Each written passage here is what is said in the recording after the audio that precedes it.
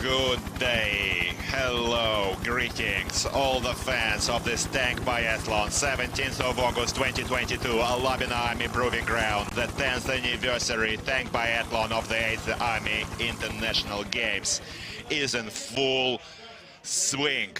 Now, we are seeing more individual hits on this fine sunny day, providing for great visibility. Dear friends, dear fans, dear supporters, we are in for a real treat today, since the lists for this race include Belarus, China, Kyrgyzstan, and the unbroken, undefeated, the undisputed champions, Russian Federation. The second crews are taking the field today. A great number of fans is supporting their teams in the stands, and we're expecting some more thrilling actions. China, Belarus, Russia, and Kyrgyzstan, second cruise. So, friends, to start with, let us introduce the referees for this race. Every country appoints a separate referee. Kyrgyzstan, Lieutenant Colonel Rustam Sadikov, Russian Federation, Major Ilnur Sagdiev. Republic of Belarus, Major General Andrei Nekrashevich, and People's Republic of China, Lieutenant Colonel Yui Hun Zhen. 4 fire lines are marked for the 4 color-coded tanks. 4 crews are going to appear in this tank biathlon today. On the right flank is the tank color-coded green, the Republic of Kyrgyzstan.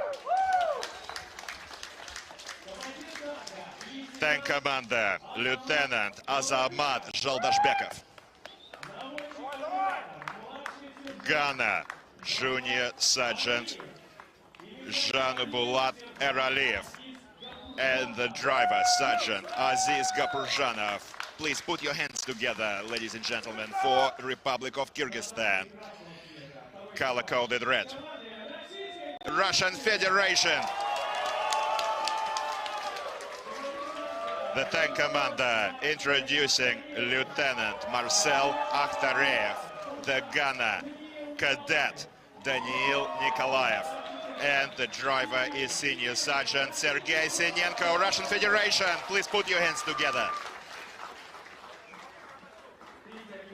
The third fire line is the yellow color-coded tank, Republic of Belarus. Introducing the tank commander, Senior Lieutenant Valentin Radyush. The gunner, Warrant Officer Dmitry Soldatenko. And the driver is Corporal Pavel Filipovich. Bạn muốn có một hình thể cân đối, một sức khỏe bền vững. Bạn cần một chiếc máy tích hợp những công cụ tối ưu nhất để tập luyện ngay tại nhà. Sport BK 7000 với thiết kế hiện đại, động cơ mạnh mẽ, công năng hoàn hảo. Sở hữu hệ thống giảm xóc công nghệ cao cho cảm giác chạy chân thật, giảm thiểu phản lực từ bề mặt thảm, bảo vệ tối đa các vùng cơ, xương, khớp, thảm chạy kích thước rộng, không ngại sải chân lớn. Sở hữu massage giúp thư giãn và đốt mỡ thừa tối đa, tích hợp thanh gập bụng, chống đẩy đa năng. Kết cấu mặt thảm kiểu kim cương tăng ma sát cho những bước chạy thêm vững chãi và an toàn.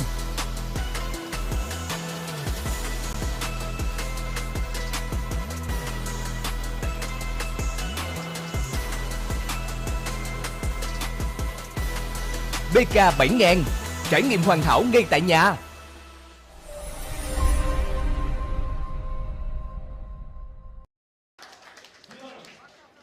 That was Republic of Belarus.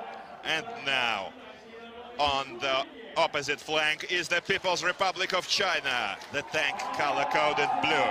Tank commander, Sergeant Zhao Menze. Gunner, Senior Sergeant, Second Class, Kan Lianlian. And the driver is the Junior Sergeant Gao Erzin. People's Republic of China, second crew. So, dear friends, everyone is in great mood, and we're expecting epic action today. This is your all-time tank biathlon host Nikolai Fedorov, and co-hosting for the English-speaking audiences Dmitry Kulinsky. The signal is given here at Alabina Army Proving Ground. And it's time to start your engines. The crews include, this race includes 3 Russian-produced T-72B3s featuring the teams of Russian Federation, Belarus and Kyrgyzstan. The People's Republic of China is using the Chinese-produced Type 96B. For many years now, they're using their own equipment at this tank biathlon. Their tank is compatible in terms of technical specs to the Russian-made T-72B3s. And introducing the chief referee, Major General Kirill Kulakov.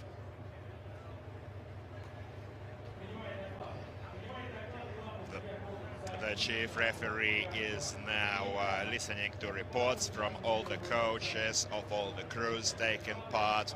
After all the reports are received, the order forward is going to be given, and Kyrgyzstan is the first to take off. Dear friends, the second individual hits for the 4 first division teams is on. Kyrgyzstan is into the restricted maneuvering section. They have to pass this, they have to dance their tank around the obstacles without scuffing the poles, unless they need to score some penalty time. Every pole is going to result in a penalty pit stop. The second lot of penalties are the penalty laps, 500 meters each, which are assigned for missing the 5 mission targets. Certainly, we are all here expecting some thrilling fires, some precise shooting. This is the stuff why we're here for. The tank biathlon is one of the most, one of the biggest spectator army games. Back in 2013, at the initiative of the Minister of Defense, Russian Federation, the hero of Russia, Army General Sergei Shoigu, at Alabina Army Proving Ground, conducted the tank biathlon for the first time, later giving birth to Army International Games. In the first hits back in 2013, only 4 countries featured: Russia, Kazakhstan, Belarus and Armenia. This year, we see the clash of 21 countries from all around the world. Dear friends, certainly an unforgettable, unique spectacle of military power. And now, the first fire mission for Kyrgyzstan, certainly one of the brightest fire missions of this race. The 3 targets are raised simultaneously, representing enemy tanks. Missing any one of these targets will result in 2 penalty laps per target. That's a change this year. Last year we only used to have 1 penalty lap per target missed. However, since these targets, tank targets, are considered to be critical, we increased the importance of this fire mission, and the first shot is a hit for Kyrgyzstan. Great start for the second crew. First shot time, by the way, should not exceed 20 seconds. And the second shot looks like it's missed. And the gunner is preparing for the third.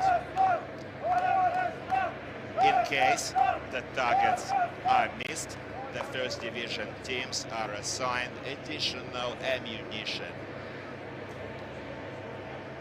They need to load as many additional shells according to the number of targets missed.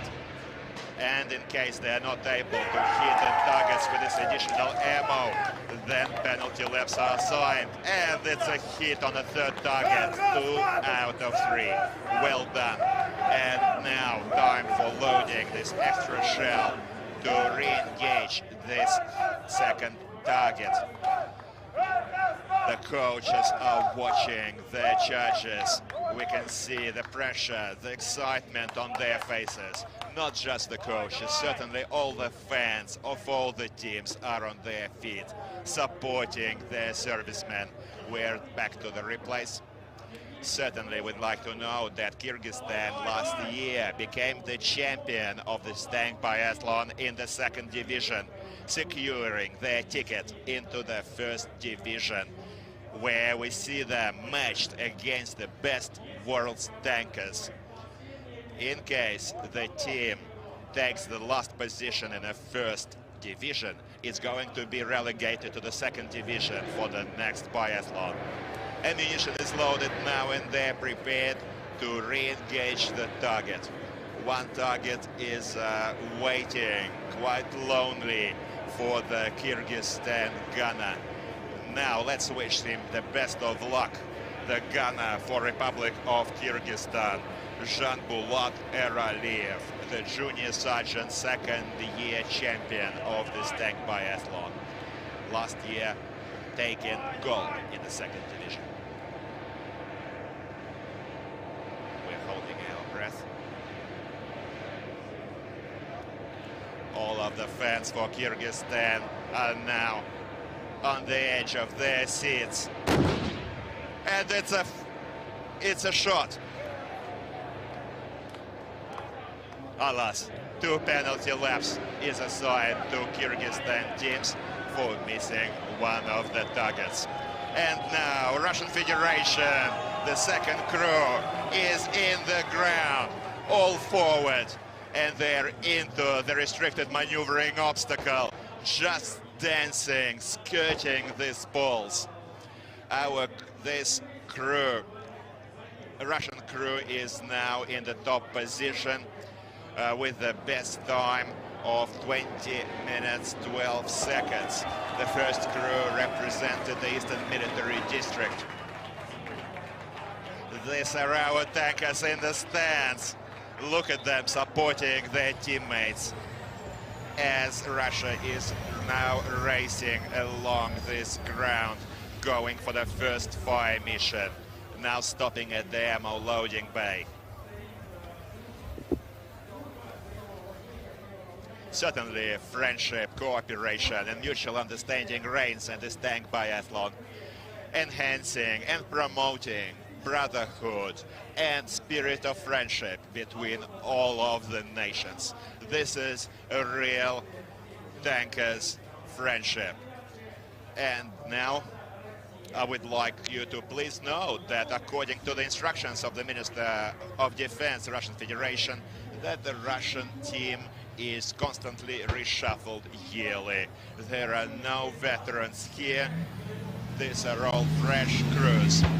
All Army games define the winners, which then enter as contestants into the Army games.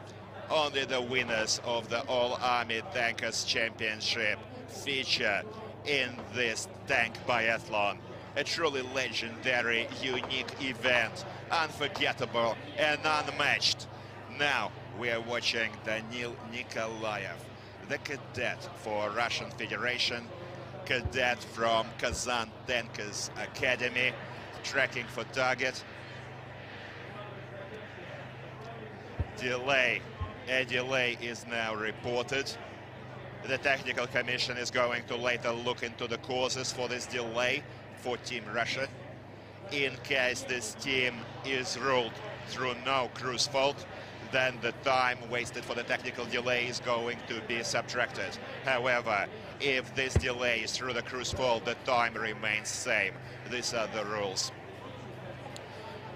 Rules are the same for all of the teams. We've seen some races that did have technical delays awarded back to the teams. Certainly the umpires following every race carefully inspect the targets, take photographs to determine fire accuracy, as to leave no shadow of doubt. And only after the hearing of this commission we hear the final verdict and the final results. But as a rule, everything we see on screen stands. Now, wind direction today is a bit higher than on the previous days, up to 4 meters per second. Not serious wind, however, needs to be accounted for by the gunner in these fire missions.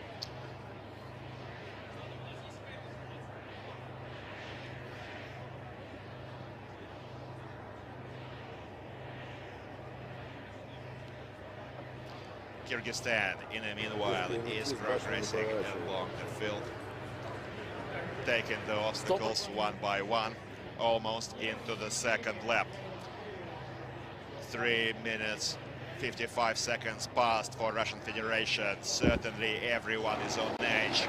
We're looking into the causes of this delay, however, information is lacking at this moment. Just look at the screen, at the replay now for Kyrgyzstan skidding across. Slightly losing control of this armored vehicle, certainly requiring more attention on behalf of the driver. Certainly they have to hurry, but please don't forget that safety is paramount. Some great work from the driver of Kyrgyzstan.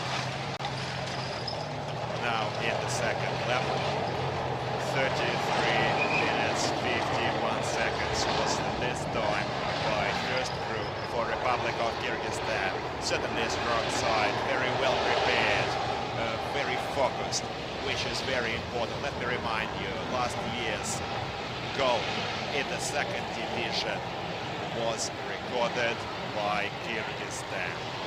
This year they're taking part in the first division, and after the show by the first crews, they are in 11th position overall for but the ratings include lines 15, positions 15 and 16 for Venezuela. And now this is the pit stop, penalty pit stop, observed by Kyrgyzstan team.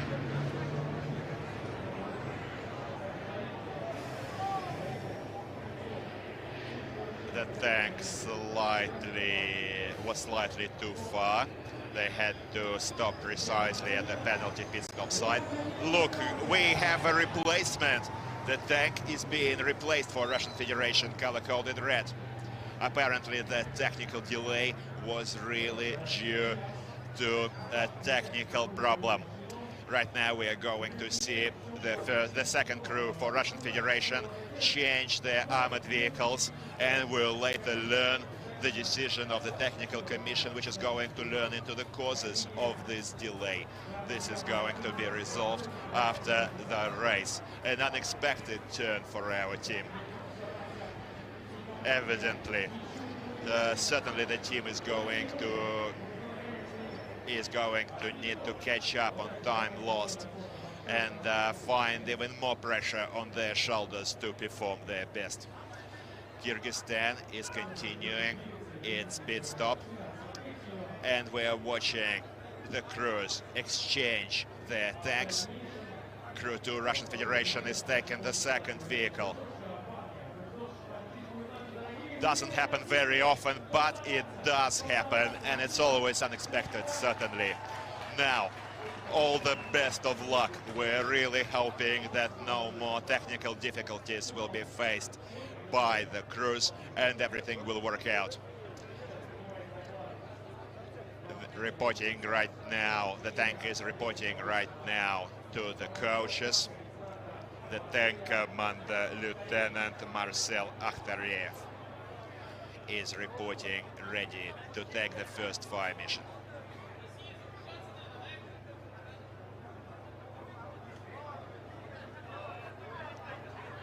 Ammunition loading. Once again, they'll need to reload this machine as well. These are standard main artillery shells, 125mm. Certainly we don't want any additional shots in case of misses. Certainly making all the fans anxious, but well, this is the tank biathlon, and certainly anything is possible here. We will later learn the reasons for this delay, for this technical problem, and we'll inform all the fans. Now, ammunition is loaded, reporting, ready to fire, and the 3 targets representing enemy tanks are out in ranges from 16 to 1800 meters. It's up to the gunner as to which target to engage first. 20 seconds for the first shot. Time is on, and first shot, and it's almost bullseye. Well done with the first shot. Now tracking for the second target. The gunner performing this fire for the Russian Federation is the cadet from Kazan Tankers Academy, Daniil Nikolaev, and he hits the second target. Holding our breath for the third.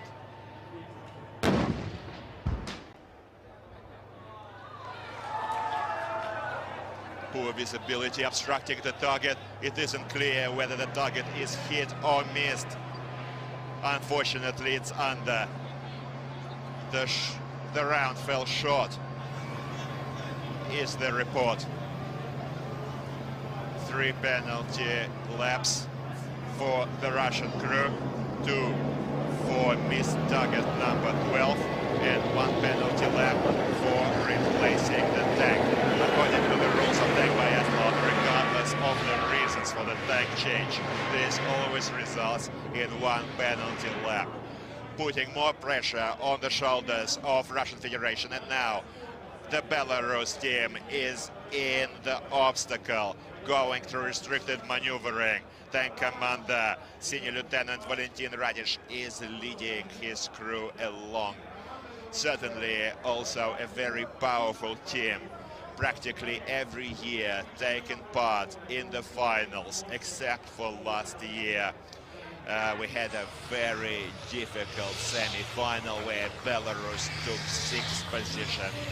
Well, certainly winning and losing both has to be taken in a spirit of good sportsmanship, as Belarus had demonstrated.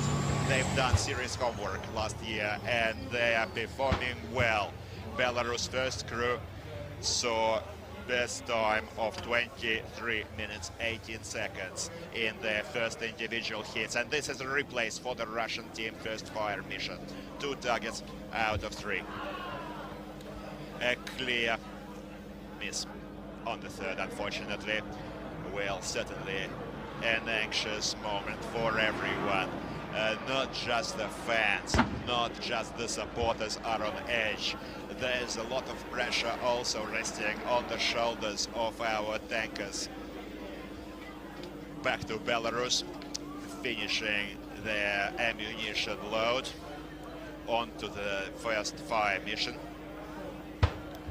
as Kyrgyzstan is in 17 minutes 24 seconds elapsed in the race. Second lap almost done.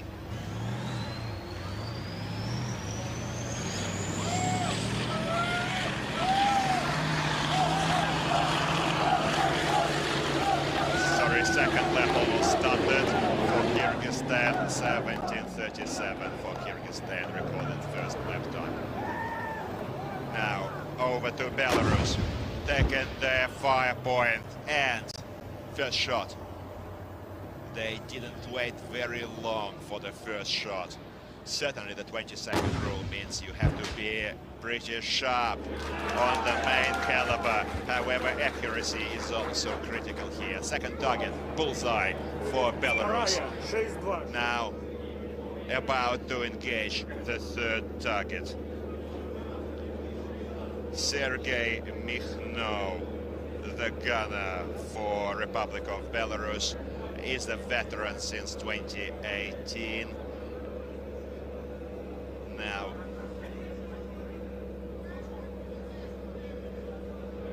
we see the gunner taking a bit more time. Belarus is reporting a short delay for some reason.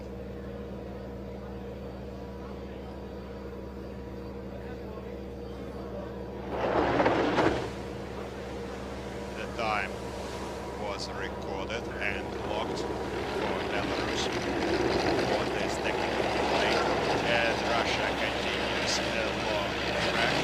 They're out of the board, taking a quick path. Usually no first division teams have any serious problems with the obstacles. The first crews had already successfully demonstrated it a few days ago.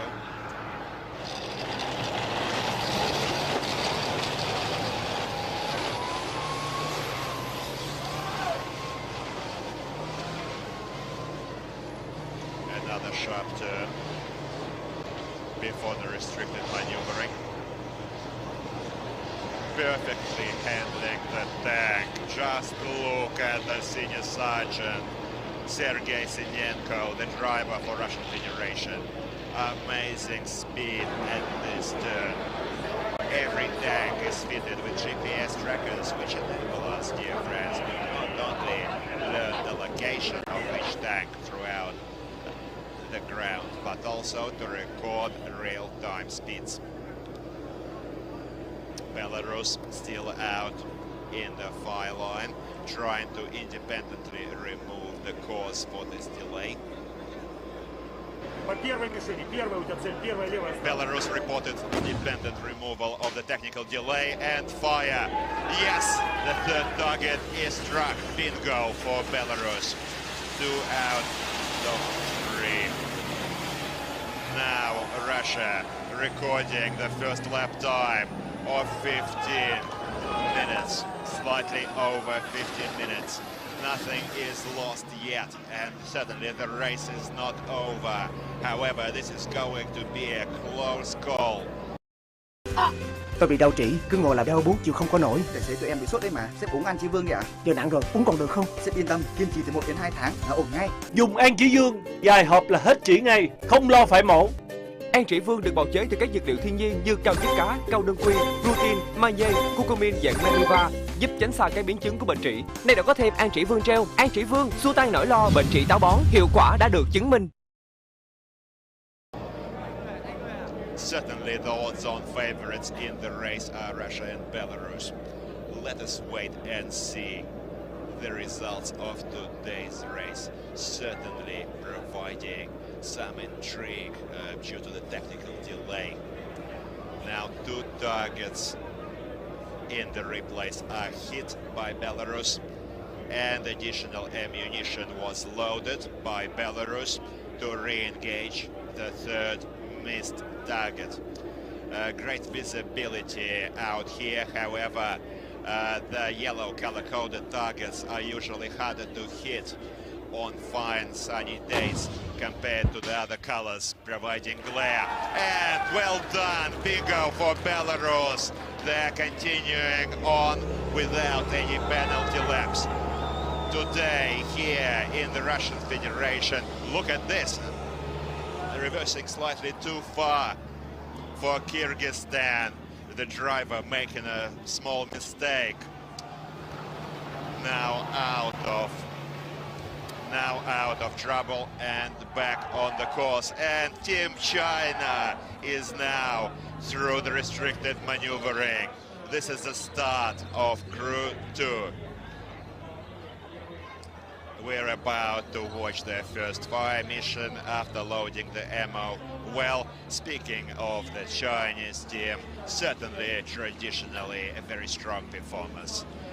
Strong tankers, well, acting like a well-oiled machine, absolutely single-minded, fine fire accuracy.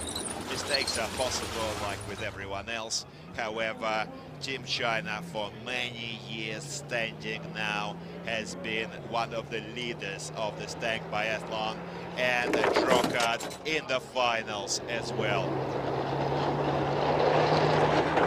Now we're eagerly expecting the final on the 27th of August, and by the way, today the chairman of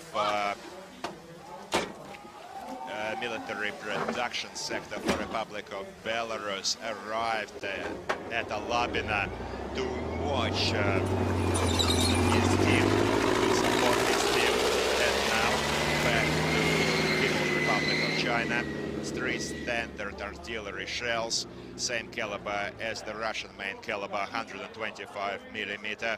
By the way, please note that last year China took silver, 2020 silver, 2019 was not as successful, only taking the 6th position in the rankings.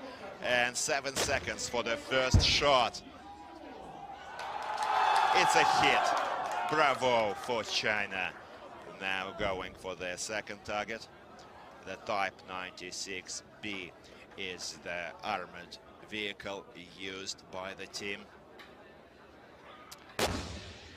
Second shot, 1800 meters. Bingo! It's a hit for China. And now, third target. We are holding our breath. Same as all of the People's Republic of China fans and coaches, carefully watching their heroes.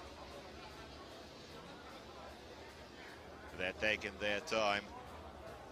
Mistakes should be avoided at all cost. And the third target is also hit. Bravo! 3 out of 3 for China. Good work for the gunner. Senior Sergeant Second Class Kan Lian was at the main caliber cannon of the Chinese Type 96B. And now Marcel Akhtariev, Russian Federation, engaged the second target, representing low-flying enemy helicopter, and it's a hit. They can continue progress without recording any penalty laps. Missing these targets could result in 1 penalty lap, as opposed to 2 penalty laps for missing the tank indicated targets. Certainly the tank targets are the most critical for the main caliber fire mission, hence the difference in penalties, 2-1. Kyrgyzstan is also about to use his anti-aircraft Core 12.7mm machine gun, having loaded the ammunition belt, including 15 rounds with 6 traces. As to best control fire accuracy. And now we have a technical report from the flagman that People's Republic of China made a mistake on overcoming the minefield obstacle, hitting the pole, imitating a mine. Hence, People's Republic of China is directed to a penalty pit stop. And now back to Kyrgyzstan, about to tackle the helicopter target. Opened fire. We see first volleys flying.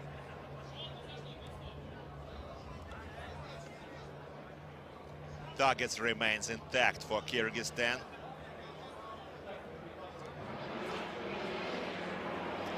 Completely unloaded and secured. The tank is moving out of the fire line. No additional ammo is assigned here on this type of targets. Only the tank targets result in additional ammunition to re-engage. Certainly not always an easy fire mission on the machine gun. Although the takers practice year-round in their own timing grounds, in their own ranges, in their countries, certainly excitement, the pressure on the day sometimes prevents the crews from performing their best. Russia speeding across the long straight, flying over the hill. Up to 60 kilometers an hour was recorded in the long straight. No flying jumps, unfortunately, are allowed this year, as in the previous years we used to see lots of flying armor. However, due to safety reasons, this is best avoided this year. People's Republic of China is out of the anti-tank trench without scuffing any falls. Well done. White flags by the linemen indicate clean passage by China. Just look at the fans watching our tankers. Many fans, many supporters are enjoying this great outdoors on this beautiful day to support all of the teams taking place in this tank biathlon and having a great time here at the cradle of the tank biathlon, Lào-Armenia Army Proving Ground. Russia just recorded their next lap time of 23:29, as in lap 3. Just over the treadway and is about to face the next obstacle. The rake this year is replaced by the designated stop site. At the designated stop, the crew needs to dismount, pick up their machine gun for coaxial machine gun fire, and move on to the next third fire mission. Tackling target number 9, representing the enemy AT unit with an RPG. And all the stands are screaming, Russia, Russia, Russia. Lots of emotions here in the stands and certainly some serious support for the team, sending the warmth of their applause. The thunderclaps sound across the range. Certainly all the tankers can feel the emotions that they're giving the fans. Everyone, online and offline, YouTube audiences, please support our heroes. All of the teams in this first division race are certainly world's best tankers. Now we're watching the second crew perform. However, please note that the first crew recorded 2012 for best time. Last year's second crew recorded 19 minutes 34 seconds. However, we still had the rake obstacle, which made for less time compared to installing machine guns and designated pit stops this year. Preparing to engage the target. The tank commander for Belarus, and it's on target. Valentin Radush was the tank commander performing this fire mission. The flare is burning on the target, indicating clean hits. The 23-year-old tank commander, first time on this tank biathlon. Now the tank is reversing out of the fire line and is going to continue into lap 3. Russia is now at 26:10, lap 3. 3 targets out of 5 with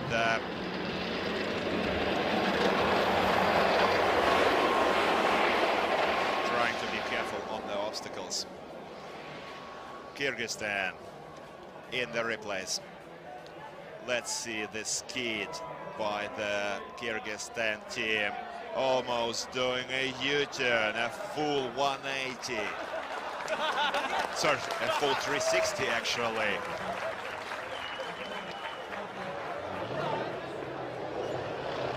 Certainly this is going to take ballet, where this would be in order. And now Russian Federation is about to engage the third target, 700-meter range, target number 9, imitating AT RPG unit.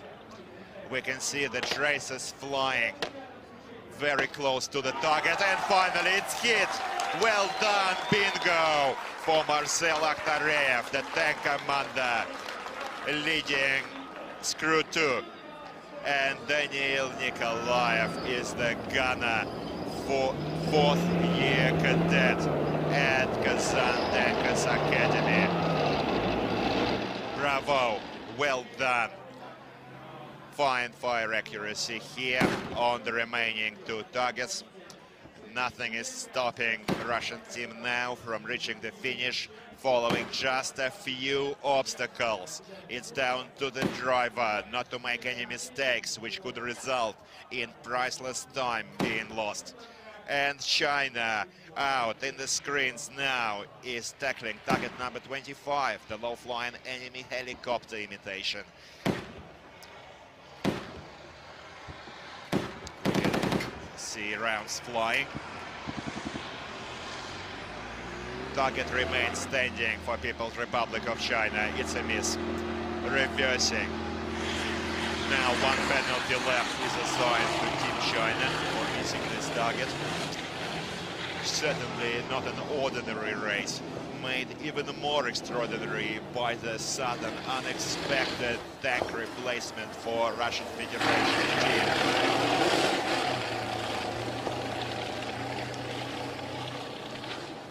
8-minute 35-second delay was recorded for the team.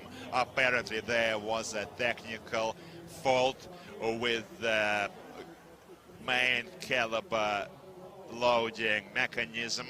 The representatives of UVZ, the manufacturer, are going to look into the causes and eliminate the cause of this problem. Anything can happen. This is technical equipment, certainly no crew's fault.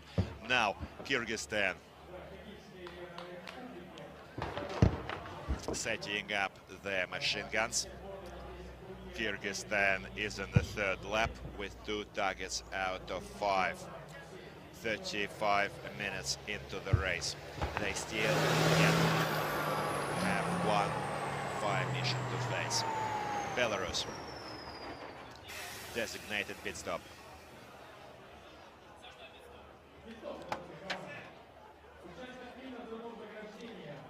This is a penalty pit stop assigned for breaching the minefield obstacle, similar to Chinese team.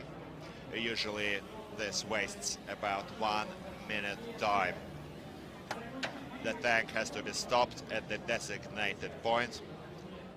The crew has to dismount, inspect the vehicle, then once again take their seats, report to the referees. Inspection is finished. Once again, exit the vehicle, and only then be able to continue. Just look, 73 kilometers an hour is the GPS recorded. 74 kilometers an hour by the Chinese team. Type 96 speed. Great speed, 74 kilometers per hour.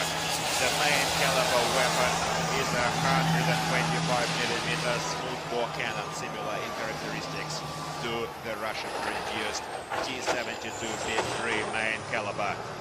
Now, the chief referee of the contest just confirmed that the technical delay of 8 minutes 35 seconds for the Russian team is going to be subtracted from the total time.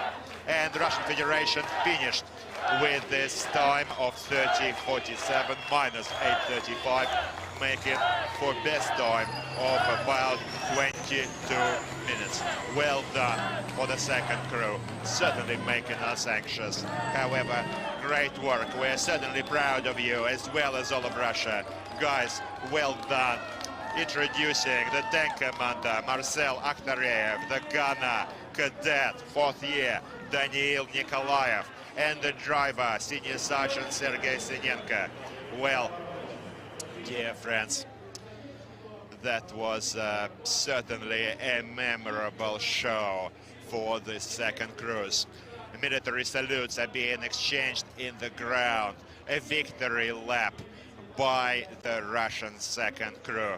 All of the fans, all of the supporters are supporting their servicemen.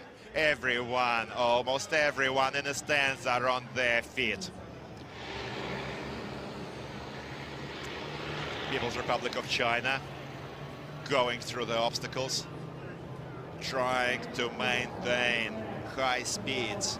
Now, what a crazy mix of motorsport and biathlon this amazing contest is. high speeds, adrenaline-fueled action, target practice.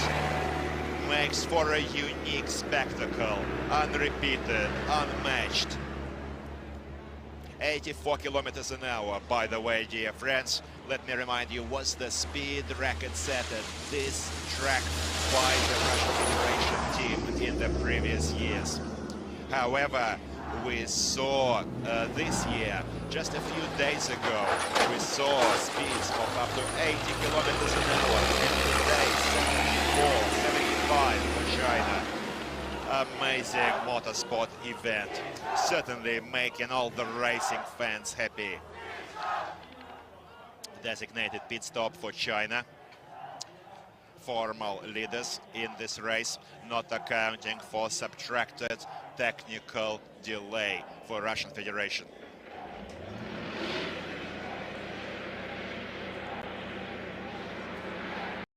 Khui Cozy, trúng bánh vàng 60 triệu mỗi tuần cùng hàng ngàn thẻ điện thoại. Certainly no crew's fault resulted in this technical delay, and for this reason 8 minutes and 35 seconds is going to be subtracted from the total time for Russian Federation. And now Kyrgyzstan is about to engage the TRqədC target.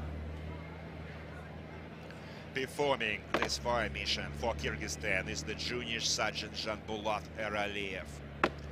He's using the coaxial Kalashnikov tank machine gun, also using 15 rounds with 6 traces, usually quite a sufficient amount of ammo to hit on this target.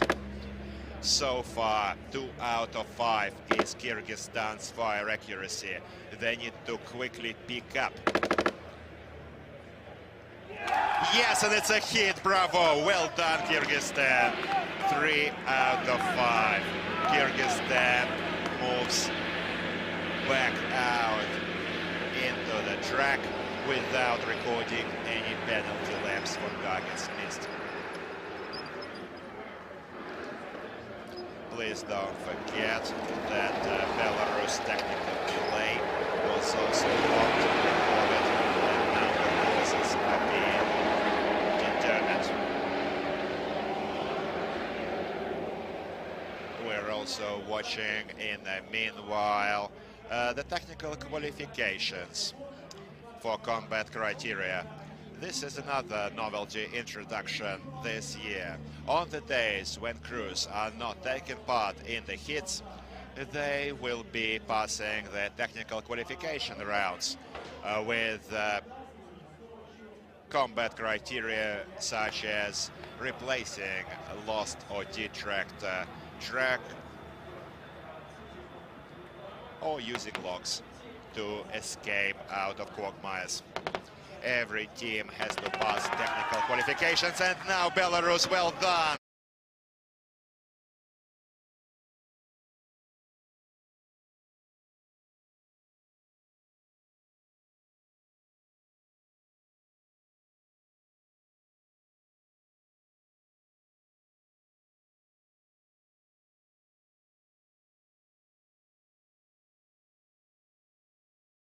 Myanmar team, color-coded green tag, tank commander, Captain Tan Toaung. The gunner, Captain Nein Zok Tve. And the driver is Private Pyo Chio, Myanmar, second crew.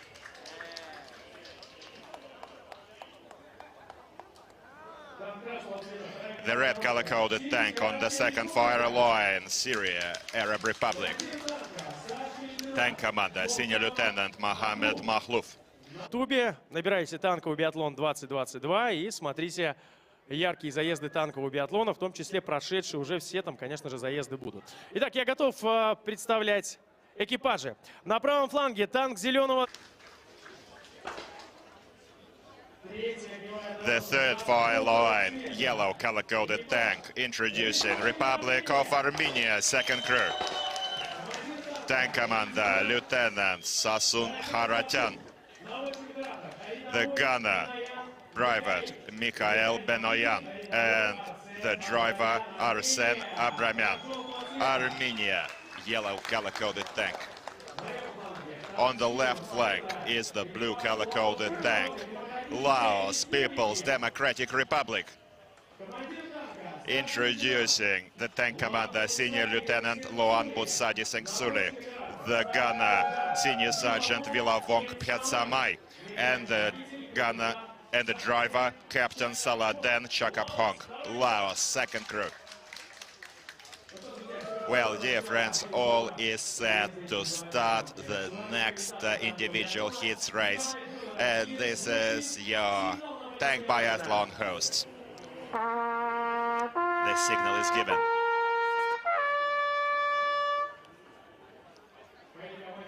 This is the command for the crews to take the seats in this T-72B3.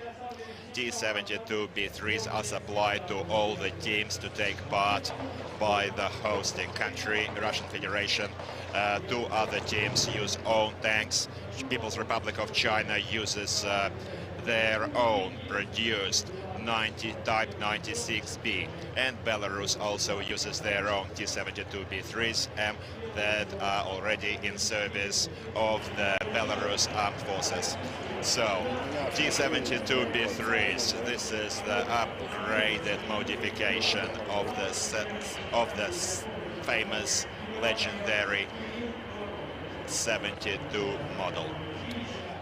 Commanding is the chief referee, Major General Kirill Kulakov, the chief of Kazan Tankers Academy, the cradle of Russian tankers. Now, back to the track, Myanmar. First crew, 27:43. That was certainly an amazing result for the country. It's certainly a dark horse of this tournament. A very strong side. Amazed us with the first crew show. Right now, the chief referee is hearing reports from the coaches and the tank commanders, and the signal to start the race is about to be given. The tanks are going to start with a few minutes interval to break them up through the range so as to avoid congestion and to provide for the audience better fire emissions for the teams in turn. Right now, let's support all the teams taking part in this individual hits race. Laos, Armenia, Syria and Myanmar. The fans are lining the stands today, supporting their teams. We have lots of audience offline and certainly offline audiences. Now, the Russian Federation team is also supporting the crews of this Division 2 teams. However, certainly lots of positive emotions, important experience has to be taken in. Now, Russian Federation third crew will take the field on Sunday. Few days still remain for other hits of first and second division, so we'd like to wish the best of mood to everyone. And please enjoy the show. This is one of the most unique, unforgettable contests in the International Army Games, taking place back in 2013 for the first time here at Al-Labina Army Proving Ground number 203 for the Western Military District.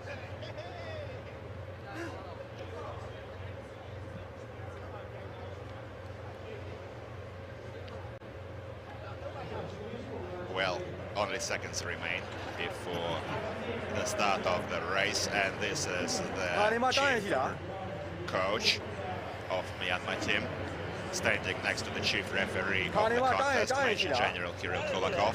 Certainly also safety considerations are one of the paramount in this tank biathlon. Certainly we want all the servicemen from all the countries to come back home safe and sound. In case the tank is the tank suffers any technical problems through the crew's fault, the team can be disqualified as an ultimate result, and if this is the result of recklessness. Now, the decision was taken to give the ground to Syria first. The red color-coded tank on the second fire line, and start your engines. Let's support Syria. All forward for Syria Arab Republic. Second cruise. Now let me remind you that the team, the best team after the tally of this individual hits, the leaders of the second division winning the second division, striking gold, is going to score the ticket into the first division. Now we are watching the obstacle, restricted maneuvering, certainly not providing many problems for these drivers.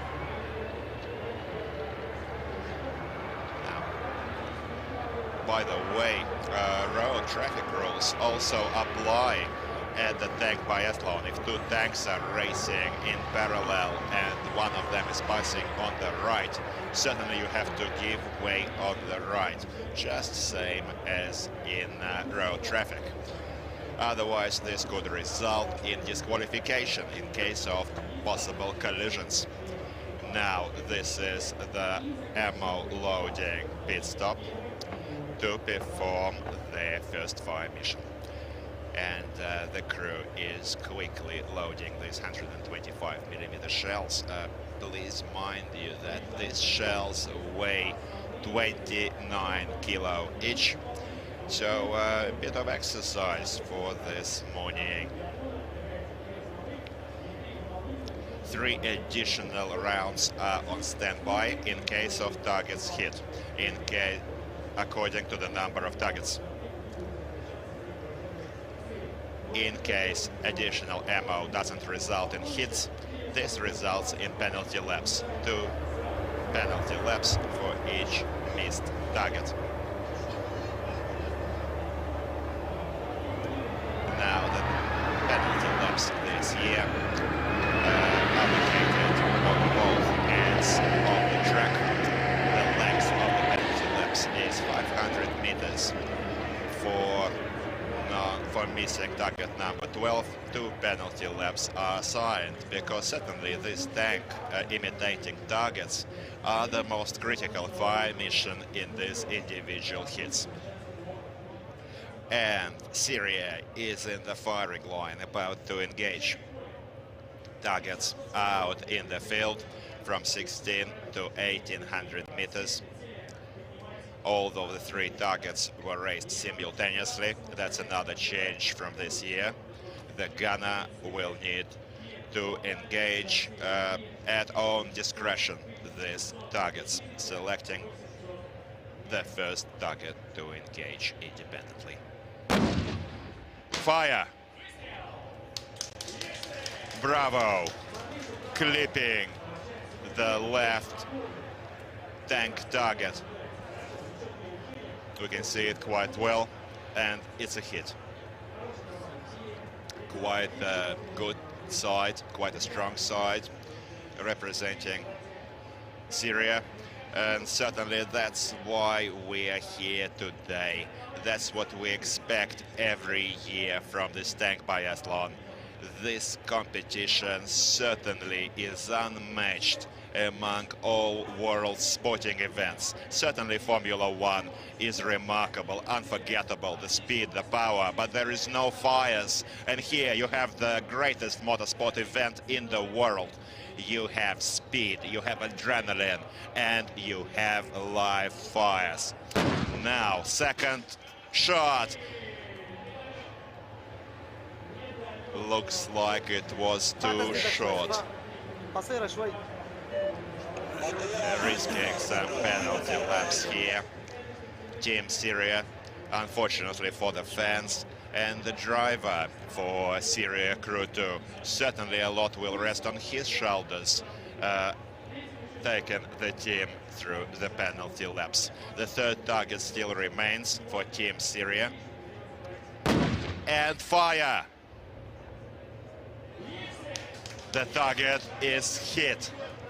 The lower right-hand corner has been hit. Now 2 penalty laps are issued. This is an experienced gunner, second year veteran of this tank biathlon. Last year, Syria took the 11th position in the overall rankings, and now Myanmar is also in the ground, beginning their race. Let's see if crew 2 from Myanmar can overtake their own first group, the best time of 27:43. Tanto Aung is the tank commander. This is his first appearance at the tank biathlon, a 29-year-old veteran of Myanmar Armed Forces, the Tatma Daf. Congratulations. Now, white flags raised by the line referees to indicate clean passage. All of the obstacles are carefully monitored by the line referees. And white or red flags indicate fault or clean passages. Pit stops, penalty pit stops, are the result of any scuffed or knocked poles. This wastes about 1 minute time for the crew, where they have to dismount, perform an inspection of the vehicle, and re-enter. Now, over to the replays of this last fire mission.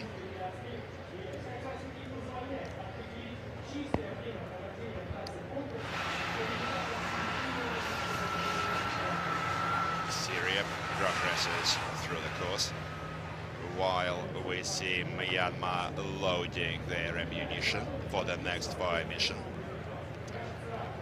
Just watching them doesn't seem very hard. However, the driver does have to raise this 29-kilo shell above his head, which is certainly a good fitness round before his next, before he progresses along the ground.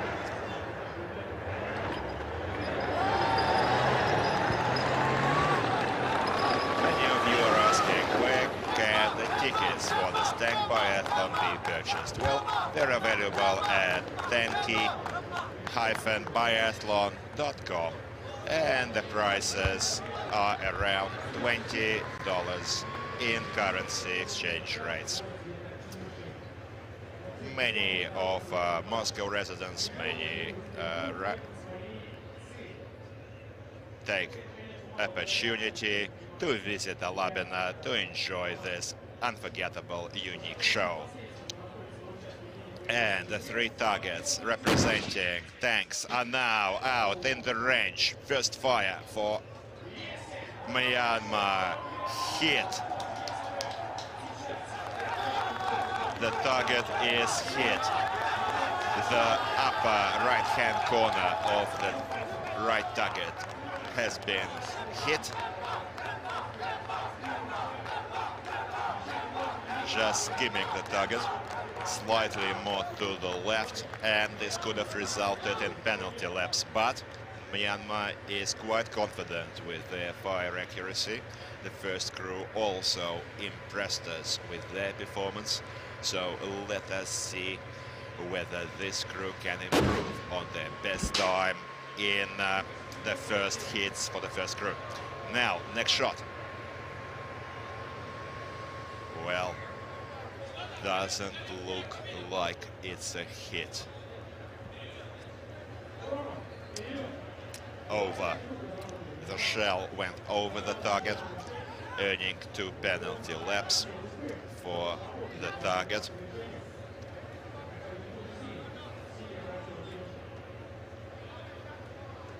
Syria just scored 2 of these targets, so we expect Myanmar to try and match this result right now. About to take their 3rd shot, while Syria is almost in the 2nd lap.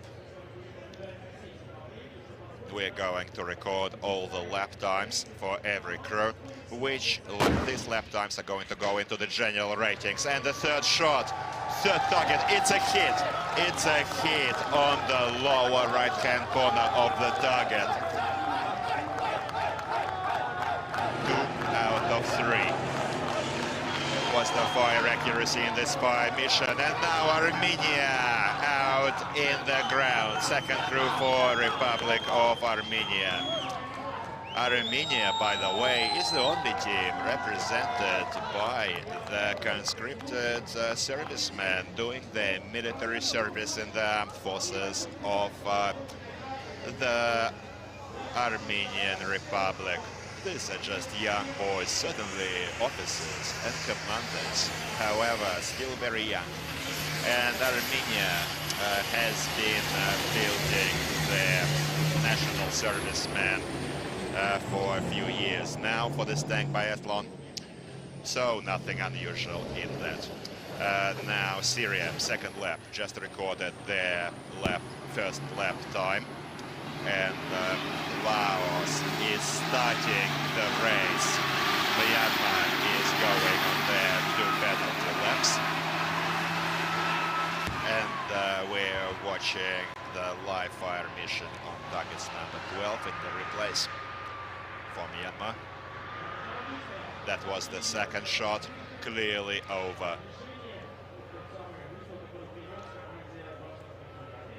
And the third shot was certainly a hit.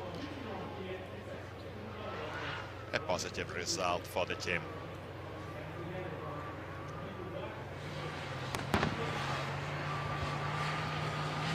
Syria is in the designated pit stop. This is the new obstacle that replaces the rake from the previous years.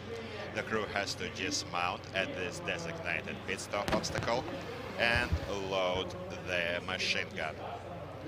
The coaxial machine gun will also be loaded here and set up, which certainly results in more time being spent. What is not as easy as the rake, of course. The crews used to just fly across the obstacle in the previous years. However, now about a minute's delay is warranted by this obstacle. The tank commander for Armenia reports ready to proceed to the fire mission, and this is the Armenian coach. And also the referee for Armenia. We can see that they're anxious for the young servicemen. The gunner is only 19, along with the driver. It's a great honor for these young boys to stand up to uphold the honor of their country at this tank biathlon at such a young age. Certainly your country, your parents, your compatriots may be proud of you.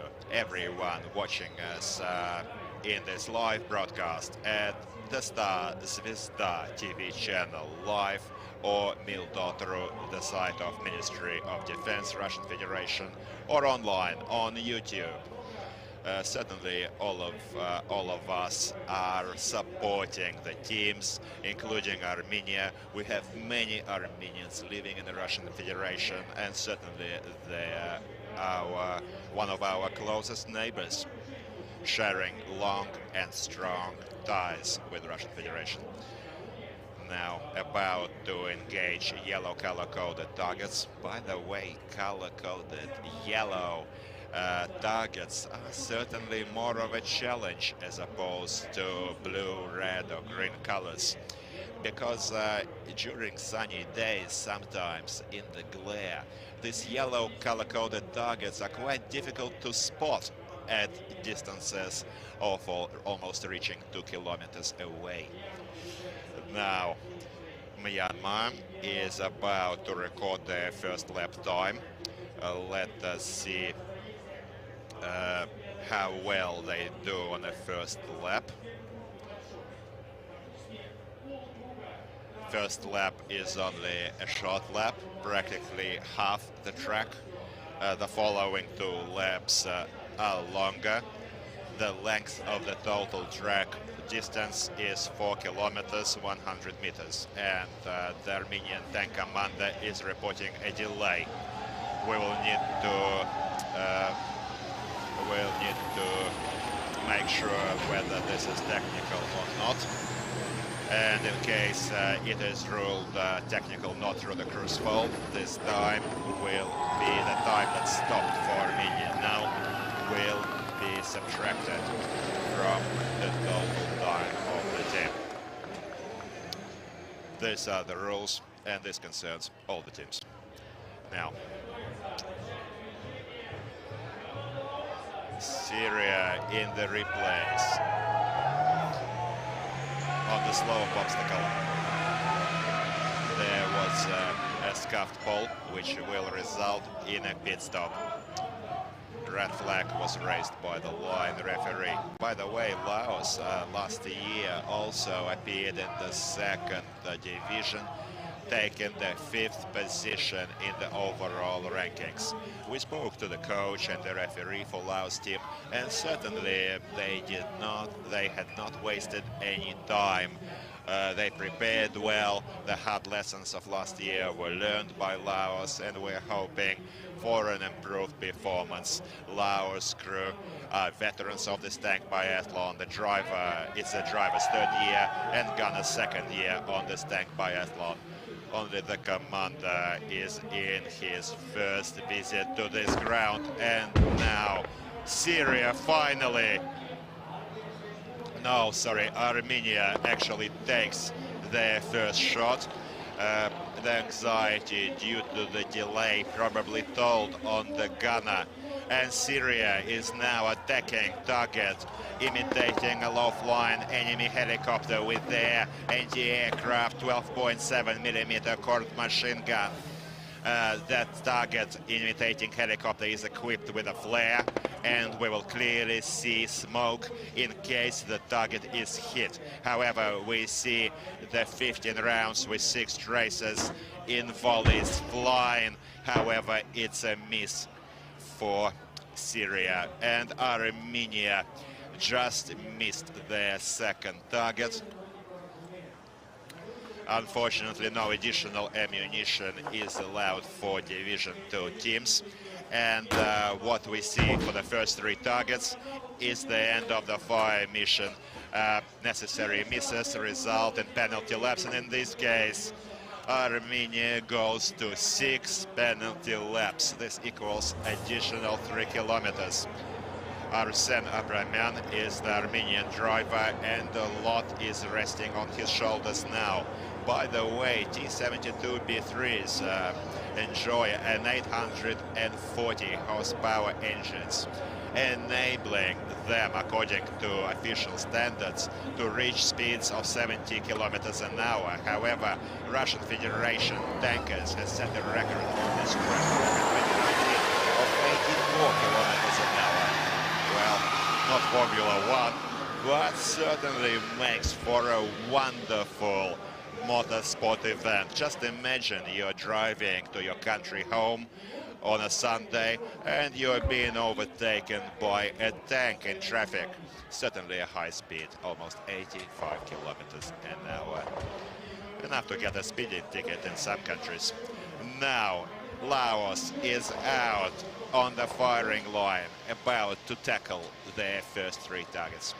Let's wish Laos good luck. The first crew for Laos this year had not hit a single target. Let us keep our fingers crossed for more accuracy for crew 1, for crew 2.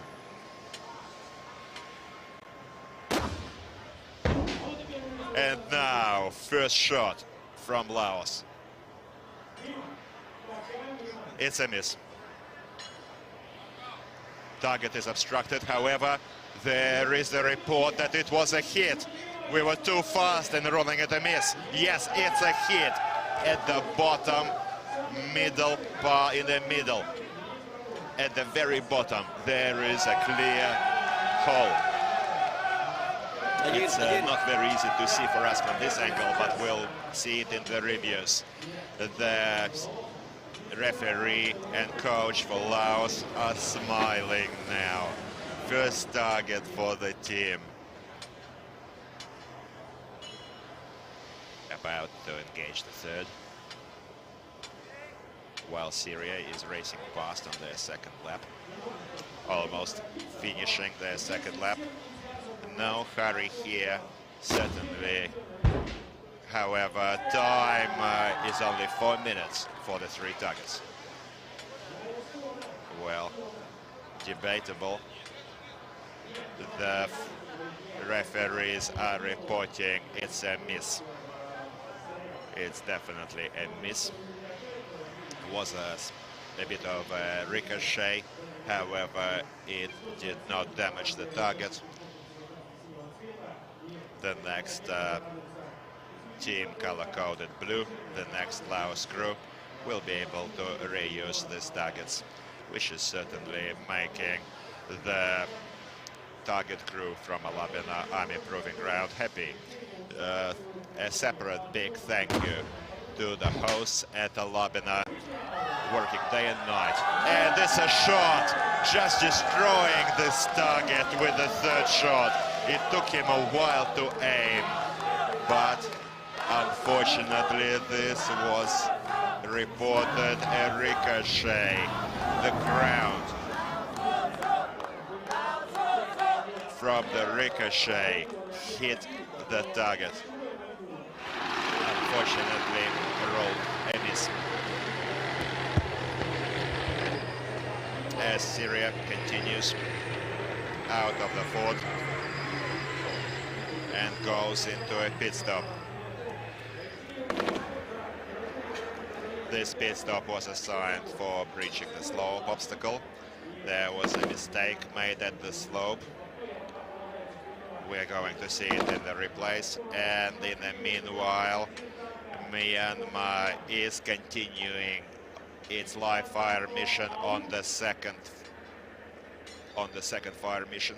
The target represents the low-flying enemy helicopter, and tank commander Tanto Aung is using the anti-aircraft machine gun with 15 rounds, 6 traces, as to best correct his fire accuracy on this target. Let us keep our fingers crossed and hope that Myanmar, a very strong performer, dark horse actually this year in 2nd division. We're expecting a lot from Myanmar during this anniversary tag biathlon. However, unfortunately it seems that Myanmar missed on the helicopter target.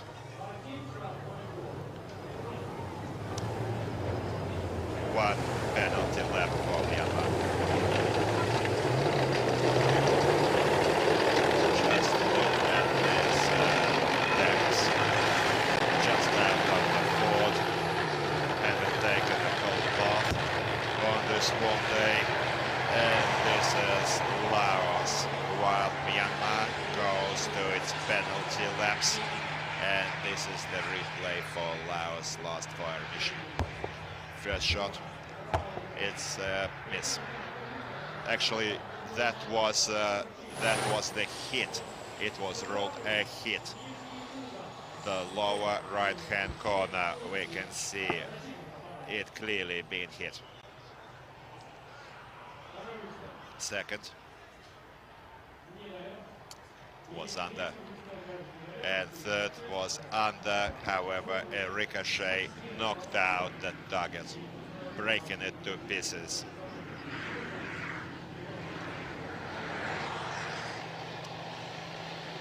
The target crew will need to set up new targets for the next cruise. Now, Syria is in the anti-tank trench obstacle with a giant step, just flying into the trench and out. Everything goes according to plan today. Fine sunny day, everything goes according to plan, as generally in the forces of the Russian Federation. And all is well also in Russia at large. Now, Syria records their second lap time, 24:37. Syria was the first team taken the field today. So we will wait for Myanmar to finish their second lap. Who is the leader of this second division individual hits for second cruise? Myanmar, 68 kilometers an hour races. However, they have to be careful in the obstacles.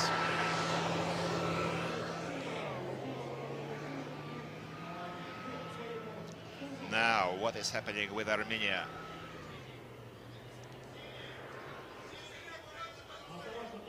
Careful now. There was a skid. Apparently after a drift. Look at this. This is a drifting corner. This is the famous Armenian turn. Whoa, dear friends. Almost repeating the accident that we saw back in 2014. A 46-ton armored vehicle remained on track, but that was certainly dangerous. In 2014, Armenia flipped the tank in a similar maneuver in a practice round.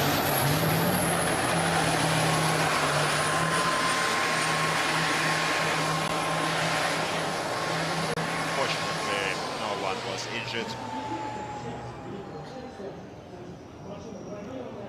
Armored vehicle also didn't suffer serious damage. So, thank God for that. And now Laos, designated pit stop. They're about to load their coaxial machine gun and set it up. Now here is, now first this is the anti-aircraft Cord machine gun, 12.7 millimeter caliber. By the way, dear friends, this is the same machine gun that is available for target practice here at Lào-Armenia. However, it uses blanks. And the chief umpire is stopping the race. The time has been stopped in relation to the need to return Armenia crew to the track in this last drifting corner, almost flipping the tank. The tank engine stalled, and Armenia is not able to start it now. They may need to ask for a replacement tank. Replacements are penalized with 1 penalty lap, and only 1 replacement is available. Only 1 replacement is allowed, despite the crew having 3 tanks from the hosts.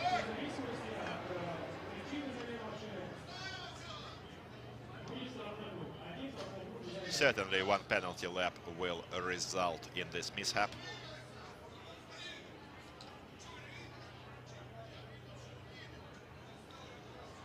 Everyone has stopped at different points along the track.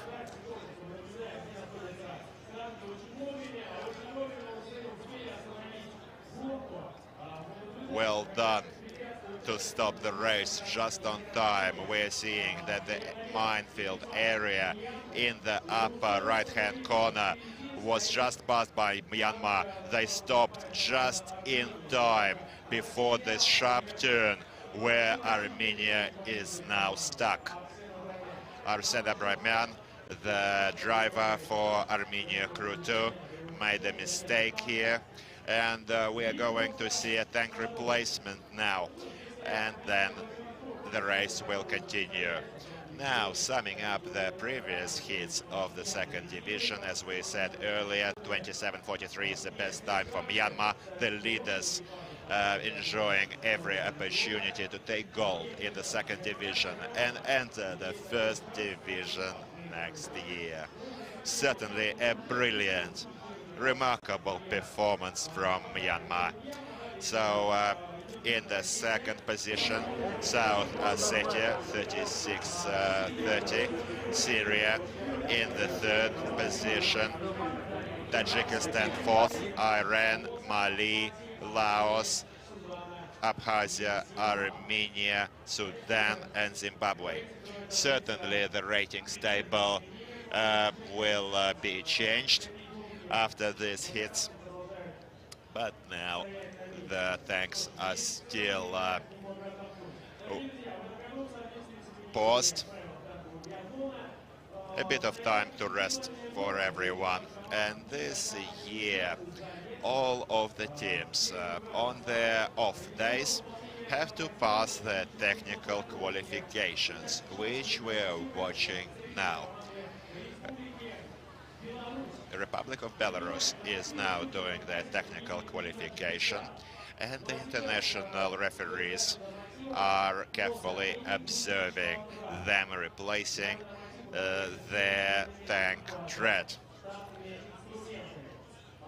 The track is being replaced, repaired. In case this happens on the track, the crew certainly have to be proficient in replacing G-tracked tracks. The second part of technical qualifications involves preparing to evacuate the tank out of quagmires using logs. So this is certainly not an easy job. All of the crew is taking part in this technical qualification, and following all of these technical qualification rounds, we are going to select the best crew for technical qualifications for both first and the second division. We're also going to have another nomination this year, which will allow us to award the crew that doesn't use T-72B3s. Let me remind you, the Chinese team uses Type 96B. They use their own tanks, and so will merit a special nomination. Now, this is the evacuation crew towing this tank out of the way. Unfortunately, this was the crew's, certainly the crew's fault, stalling this engine, and we're not going to get too far ahead of ourselves, but it's possible here that this time will not be given back to Team Armenia. Last year, Team Armenia did not take place similar to 2020. They missed 2 years because of the pandemic, and year 2011 saw them in 11th position. Let's learn their position this year. We'll know the results on Sunday. This Sunday we'll see the last individual hits on the 21st of August. And also on the 21st of August, dear friends, we're expecting the third cruise taking the ground for Russian Federation, the undefeated champions of the track, along with China, Belarus and Kyrgyzstan. We're still waiting for the command to continue. Yes, they're racing. Laos is surging forward and is over, striving for the next fire mission. Laos fans are supporting their teams, clapping, cheering, and Myanmar has finally passed this sharp turn. We can now it's certainly once again earned this name, this designation of Armenia turn after this drift out of the fort. Certainly selecting the right gear is important here. In high gears, the tank may stall in the fort, which will result in the penalty pit stops. Now, difference. This tank may pass water obstacles after up to 2.7 meters in depth. 3,750 machine gun rounds is the full ammo load for the machine gun. Also upgraded, various types of upgraded ammunition are used by the main smoothbore 125mm cannon. Loaded the ammunition belt. 15 rounds. Syria on the third lap now. Only one target, number 9, is facing them. It's a glass-covered target representing an enemy TRqədC unit. Now the gunner for Syria Arab Republic, Warrant Officer Mohammed Hamil, is about to take this fire mission. He is a 40-year veteran of this tank biathlon. Despite being only 23 years of age, he's been racing in this tank biathlon since he was 19 only. So 15 rounds, 6 traces, sufficient ammunition to shatter this target to pieces. Let's hold our breath for Syria.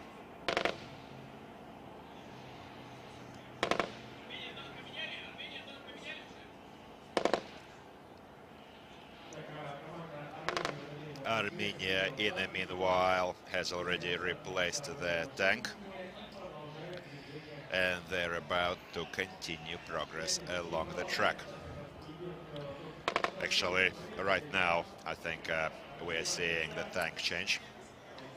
The crew is taking their seats in the new tank. Now, Laos has just fouled the slope obstacle. Second pit stop penalizes the team. And Syria finished their fire mission with no result. Penalty lap will need to be done by the team. And Myanmar, the Tatmadaw tank goes to the third lap, recording their lap time. Only about 1.5 minutes behind Syria. Well, the first crew best time for Myanmar still stands, 27:43. Armenia is now back on track with the new vehicle.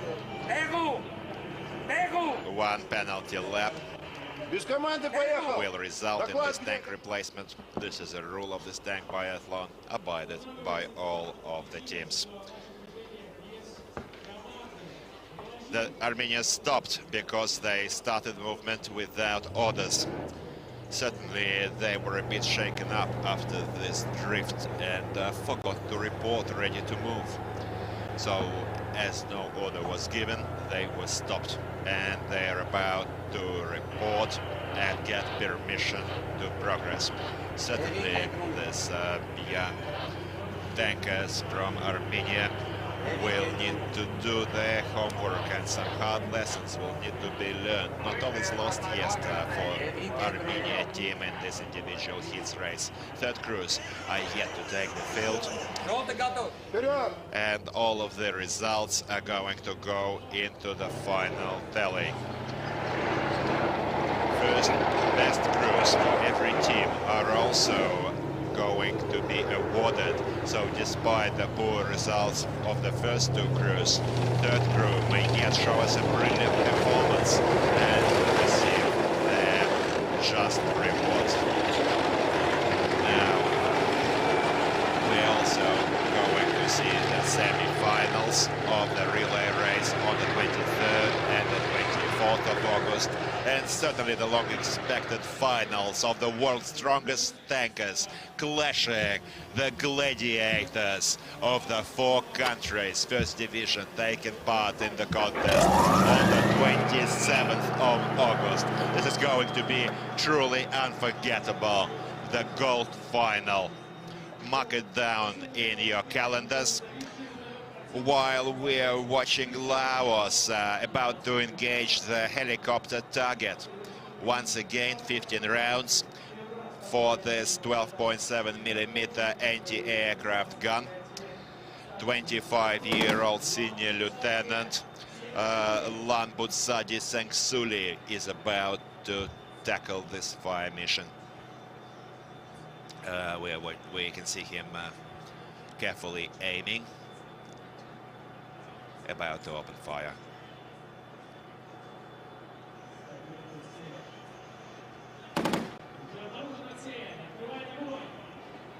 Volleys sound in the range. Big rounds, 12.7mm. However, past the target. Sometimes the smoke flare doesn't go off in case of hits. Because of this, the referees for the race, the flagmen, are carefully watching and monitoring the targets. After every race, all the targets are double-checked, verified. Videos are taken to make sure the targets were hit or missed. And during the hearing of the Umpires Commission, the final results are then logged, and quite possible that the time given for penalty laps for these targets may be reversed in case they were actually hit. It's quite a comprehensive system, providing for fairness and transparency on behalf of the international referee team. Armenia, designated pit stop. Still facing another penalty lap for target 25, representing tanks that was missed. Taking the machine gun, setting it up. This is the same 12.7mm anti-aircraft gun for the next fire mission. Not much remains for Syria and Myanmar. In the meanwhile, before the finish line, Syria was the first to start and will be the first to finish as well. And right now, the crew is on the right flank, but we are watching Laos in our screens. Second lap, entering their first penalty lap, closest to their location. Syria is past the slope. No red flags. About to face the restricted passage of 40 meters. A huge number of balls. Even if one of these balls will be scuffed by the tank, this will result in the penalty pit stop. Certainly we are hoping the team can quickly pass these obstacles and race to the finish. Now, Myanmar is about to engage the last target, representing the AT unit, shoulder-fired anti-tank missiles.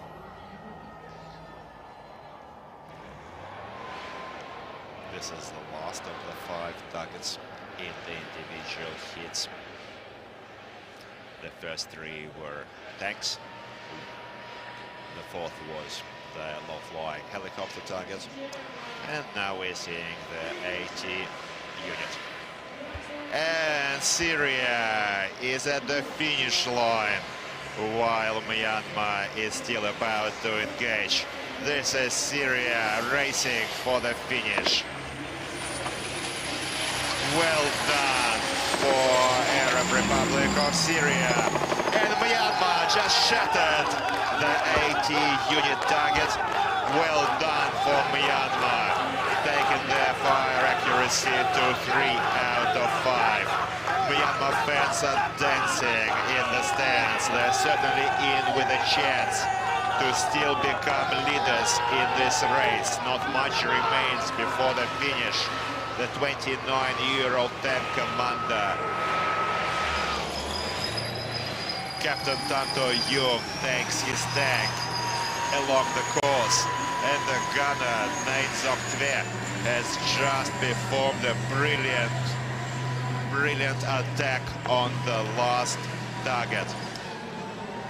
Now everyone are watching us online on YouTube, the Ministry of Defense website, and the TRspodCast TV channel. Introducing the team for Syria. Tank commander, Senior Lieutenant Mohammed Makhloud, gunner, Warrant Officer Mohammed Khalil, and driver, Warrant Officer Hassad Ahmed. Bravo, Syria, well done. Now, fire accuracy for Syria stands at 2 out of 5. Well, despite a large number of penalty laps, the team was able to finish their performance in this individual heats race, certainly with a decent result, 38:03. Zimbabwe and Sudan, unfortunately, are still in the last positions of the ratings. Myanmar was too fast. It just caught the pole. Let's see if this was a mine. Red flag. Unfortunately, they knocked on the mine. Now all the mines in the minefields are represented by the obstacle poles, so it's quite obvious to everyone when the tank hits one of these. Laos and Armenia both in lap 2, still facing another lap and another fire mission. Some good speeds are being recorded today, ladies and gents. Up to 65 kilometers an hour. The Ford cooled down a little bit of a cold shower for Myanmar. They need to have a bright finish. 35:37 is the elapsed time for the team. Not more than 2-minute gap between Syria and Myanmar. If it weren't for the penalty pit stop, if it weren't for this minefield pole just knocked, they would have had more chances to become the leaders in this race. But let's it's not over yet. Let's wait for the end of the race. Perhaps they can manage it quite quickly and still catch up to Syria. All of the Russian fans are supporting all of our friends, all of the teams. We certainly couldn't say that there is that there is bias.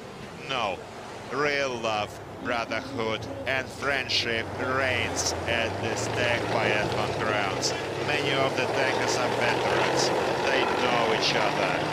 And certainly we could say that these tankers have a good tradition. Every year in August they meet at this proving ground, Alabina. But the Russian Federation team is reshuffled annually. Fresh crews are fielded. And Armenia is about to engage the anti-aircraft machine gun fire on the helicopter target. By the way, the spectators are also able to enjoy some target practice with a blanked quad machine gun. Look at this dangerous moment just now. Almost a collision. Myanmar had to stop to give way to the right. Well done by Myanmar driver, certainly. Armenia is now firing on the helicopter target and the flare is smoking. Well done for Armenia.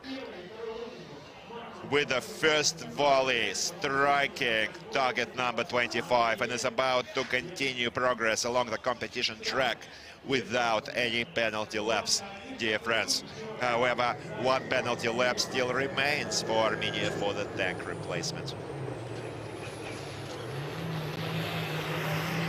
The anti-tank trench, white flags by the law and referees, no faults.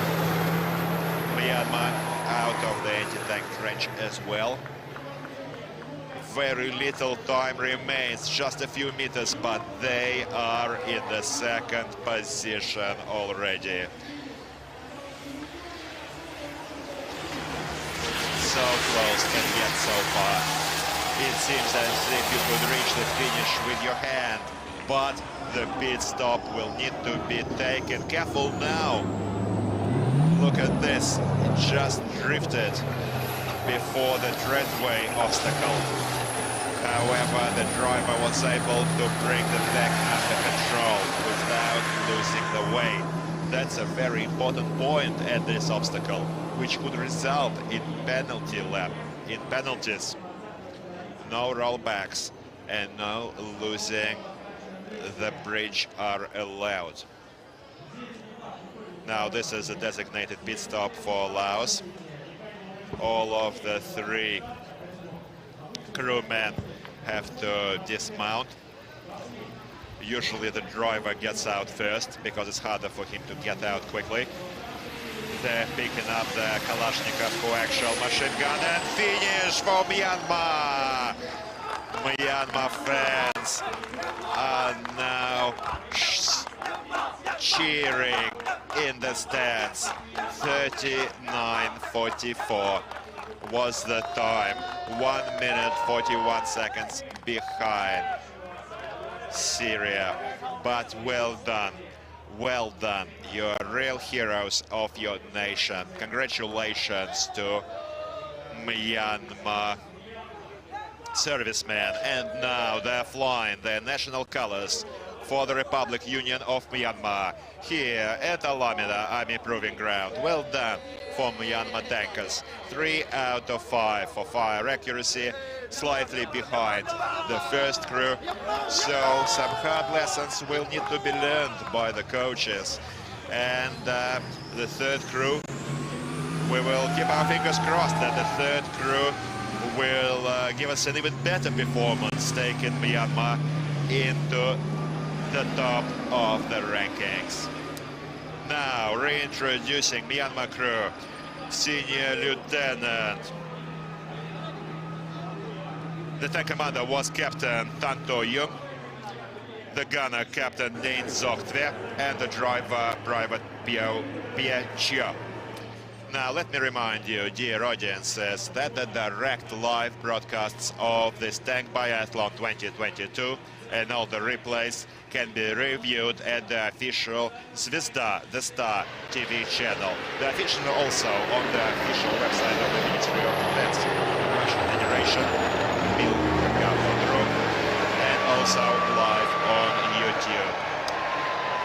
Please support the Russian Federation and all of the other teams featuring in this brightest contest of the Army International Games. Certainly we have many more interesting contests as part of the International Games.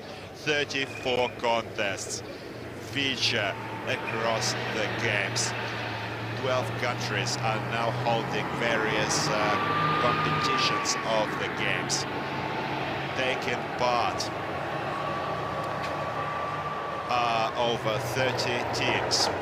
Venezuela, Iran is conducting the Sniper Frontier competition. China and many other countries are also hosting the Army International Games. The geography of these games is expanding year on year, and hopefully the year will come when Army International Games are going to be held on all the continents of our planet. And hopefully one day we will go to the moon, to Mars, or maybe to the other planets of the solar system. Lots is still ahead of us. Our scientists are certainly not sitting idle, and will discover new boundaries, new galaxies to to conduct this Army International Games. Now Armenia still in the second lap. Lots of time was wasted on the tank replacement. Serious mistake was made in this drift corner by the driver. But let me remind you, dear friends, they're the youngest of the servicemen. It seems as if only yesterday these boys graduated from school, entered the nation's armed forces, prepared, and came here for the tank biathlon. These are national servicemen of Republic of Armenia.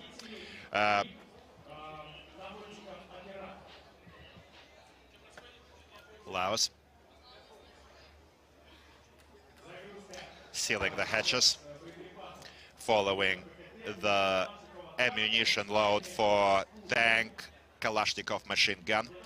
This is a coaxial machine gun. So to track for target, the tank turret will need to be rotated to locate the target. This is a glass-colored target that we can see out in the range. Some fine weather this year, and hopefully, knock on wood, the weather forecasts suggests this weather will stay, providing for fine visibility. Over 30 degrees Celsius is the forecast for next week for Moscow and Moscow region. Now making for a very hot summer, and Armenia is over the treadway. No mistakes made by the driver, while Laos is now in the fire mission on the AT unit. About to open fire. Fire is open. Vol is offline.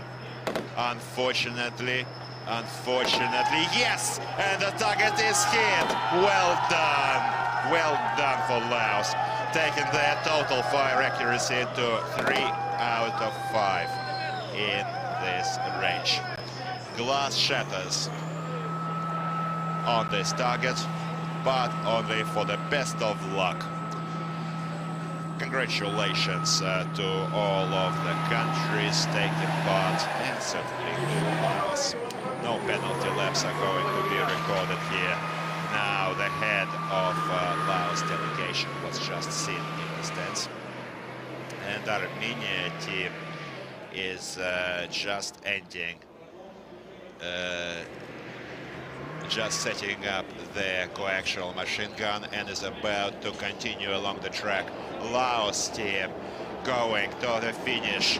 Now hopefully they won't make the same mistake as Myanmar just committed, hitting the mine in the minefield represented by Paul. Unfortunately, this resulted in a pit stop which prevented Myanmar to overtake Syria in setting the best time in this race. Armenia moves along to the fire mission.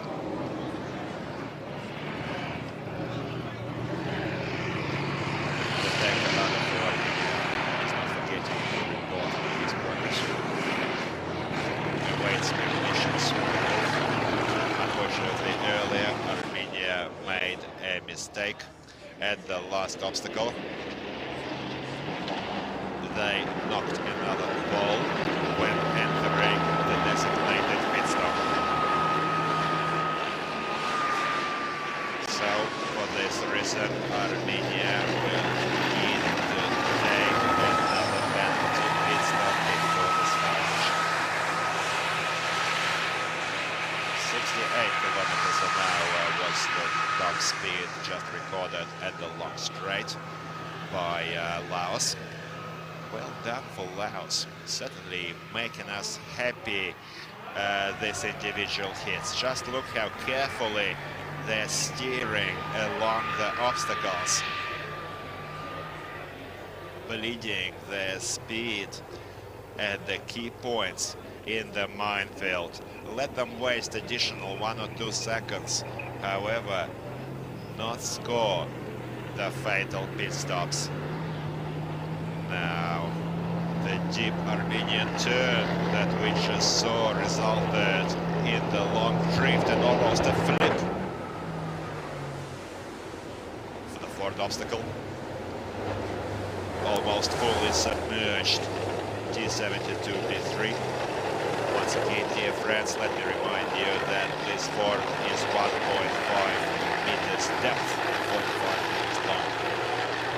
These tanks are able to bridge water obstacles down to the depth of over 2.7 meters. We saw good performance on this obstacle from all the teams. And over the hill, all of the fans for Laos and Armenia are eagerly awaiting their crews, online audiences, offline. The Stars, Zvezda TV channel, the Ministry of Defense Russian Federation official website, mil.gov.ru, and the YouTube live broadcasts. You're able to watch this tonight on the Star TV channel, National Television, Russian Federation. You can enjoy this amicable tank clashes here at Lào-Armenia, serving to promote friendship, peace, and military brotherhood among the tankers of the world. Now Laos, anti-tank trench. No red flags. Clean passage. No pit stops. 39-33 for Laos. Well done, racing for the finish line. T-72B3s for Laos People's Democratic Republic. 5, 4, 3, 2, 1, finish! Laos, 39 minutes, 53 seconds.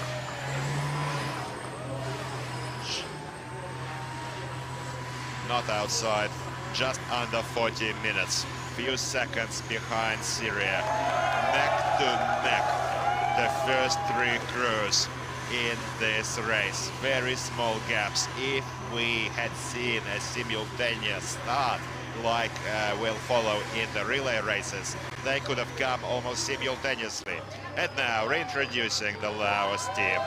The honors go to Tank Commander, Senior Lieutenant Luan Butsadi Sangsuli, the gunner, Senior Sergeant Vilavong Hetsamai, and the driver, Captain Saladin Shakapong. Satisfactory fire accuracy for Laos, 3 out of 5. Yes, pit stops and penalty laps were assigned, but it was not critical. And now Laos national flag is waving here at the parade ground of Lào-Armenia Army Proving Ground during the victory lap. Laos commanders, referees, and coaches are exchanging military salutes with their servicemen. Armenia, in the meanwhile, is tackling the last remaining 80 unit target. Let's wish them good luck. They certainly need to raise this tally for fire accuracy. And we see Armenia tank rotating the turret, looking for the best fire angles. Hopefully this coaxial Kalashnikov machine gun fire will result in target kill. Mikhail Pinayan is a 19-year-old national serviceman for Republic of Armenia on the fire controls right now. 9th position in the overall 2nd division rankings. Unfortunately, first crew for Armenia also missed targets number 9, only hitting the helicopter target. However, the first crew did not manage this 80 unit target. Let's see if the second crew can do better now. It is quite well visible, but for some reason the main caliber is raised. This probably means that the ammo has been expended and the target remains standing. Tank commander reported weapon unloaded and receives permission to continue movement along the track, scoring himself 1 penalty lap. Now, dear friends, today we're in for the next event of the tank biathlon. Individual hits continue in just a few minutes after the targets are reviewed and replaced. It's going to see the teams of Iran, Zimbabwe and South Ossetia. The next race will start at about 12:30 p.m. today. 30 minutes past midday Moscow time. Please do come back and stay with us for the next race in this 10th anniversary tank biathlon. Iran is back at the tank biathlon along with Zimbabwe. They missed the last 2 years due to the pandemic situation. However, they are back now, making for an even livelier spectacle at this proving ground.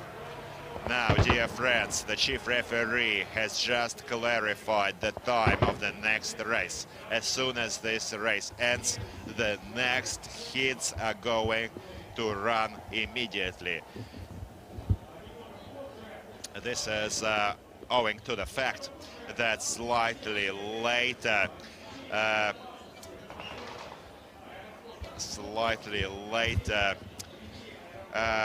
civilian airplanes are going to pass in the vicinity of the proving ground, and we need to provide for flight safety. For this reason, the next hits are going to run immediately after Armenia ends this race.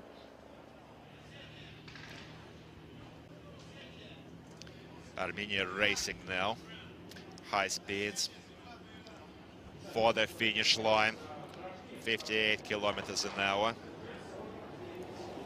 49 minutes, almost 50 minutes was the time.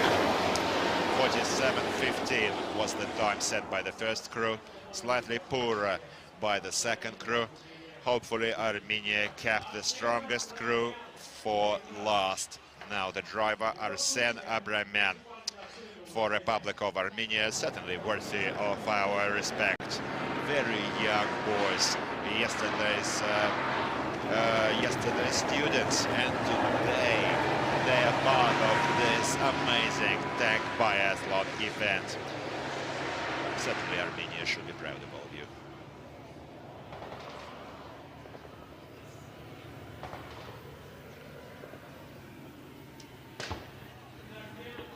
White flag raised by the line referee.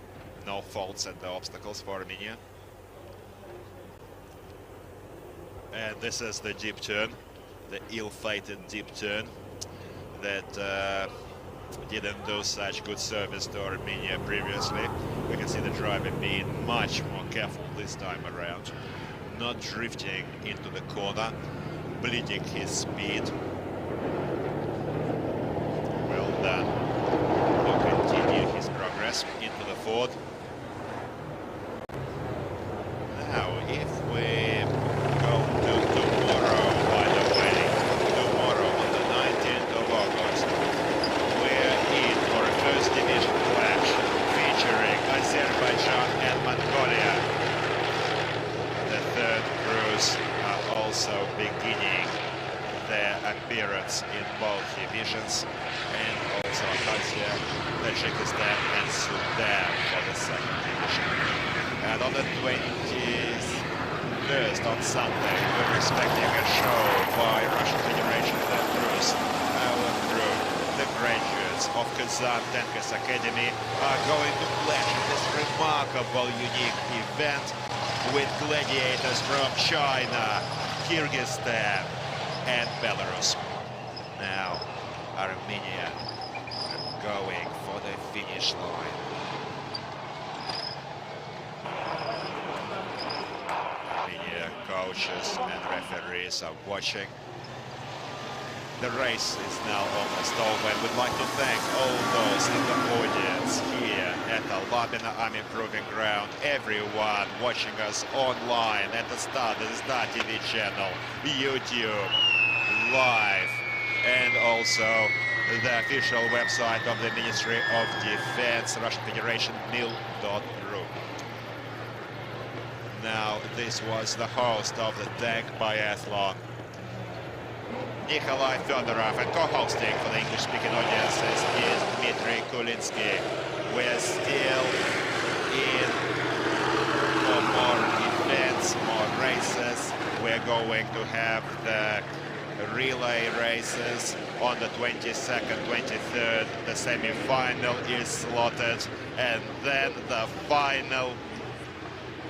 finals on the 27th. 10th anniversary golf final is certainly going to be a treat. Finish for Armenia, 53-15. Some time behind Syria. However, thank you to the crew. Well done. They did everything they could. Certainly, this is competition. Everything depends as to how good you are on the day. Reintroducing the team, Tank Commander Lieutenant Sasun Haratyan, the gunner Mikhail Benayan, and the driver Private Arsen Abramian for Armenia's second crew. Well done, guys. Bravo.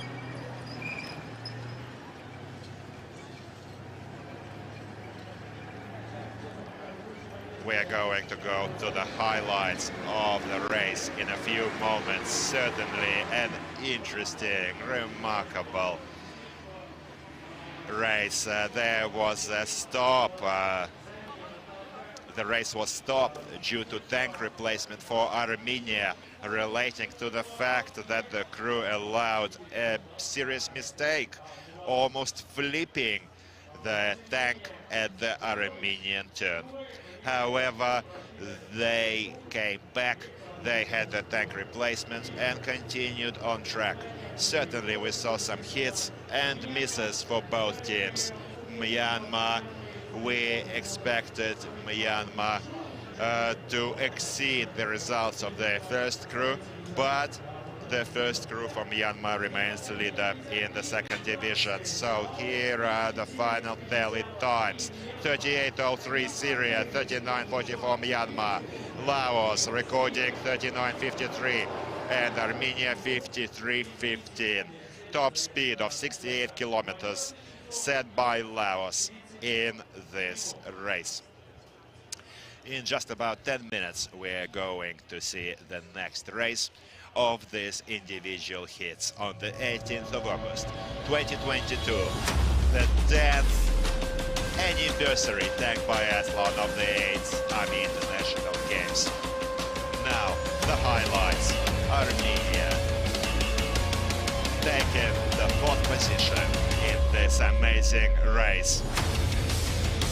Tackling their targets, certainly some lessons need to be learned. Serious homework needs to be done. The tank was almost flipped as back in 2014 by their compatriots, resulting in stopping this race. Let's wish the third crew better luck at this ground. 4th, Armenia.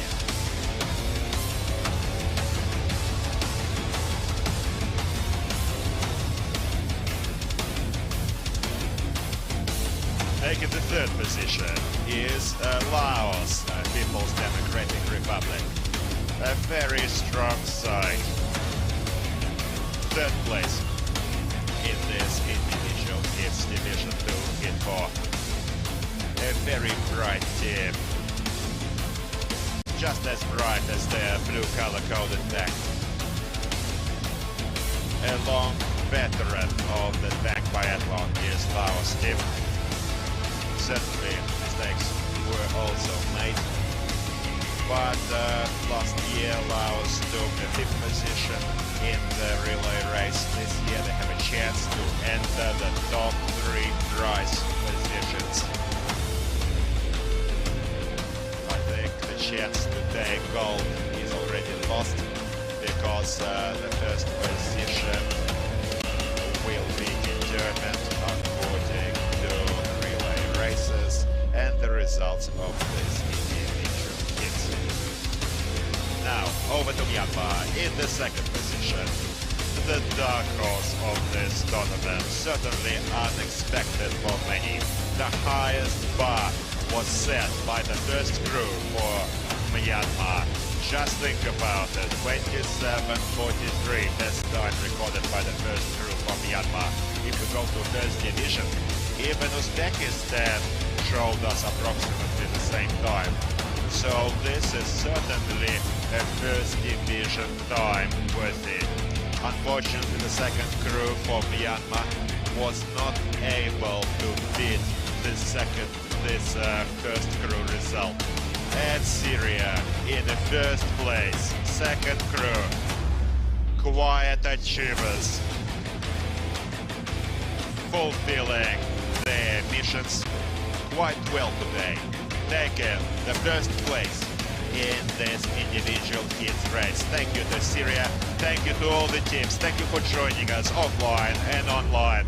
Thank you to all the fans, all of you who love this remarkable, unforgettable event. This was your Tank Biathlon host, Nikolai Fedorov, co-hosting for the English-speaking audiences, Dmitry Kulinsky. We're still to see another event today. Take care of each other, love each other, stay well and be happy. Your Ministry of Defense, Russian Federation Armed Forces, always next to you. Goodbye.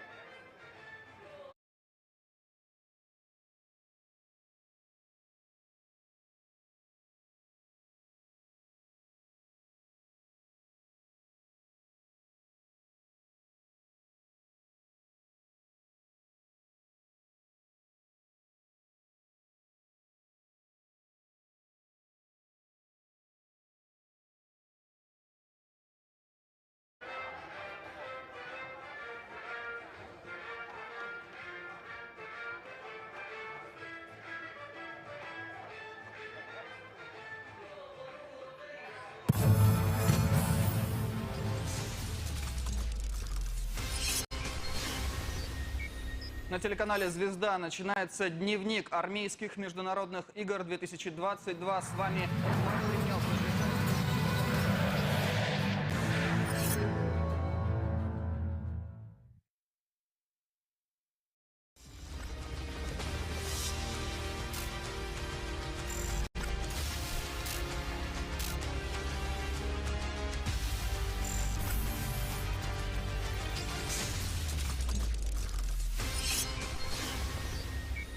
На телеканале «Звезда» начинается дневник армейских.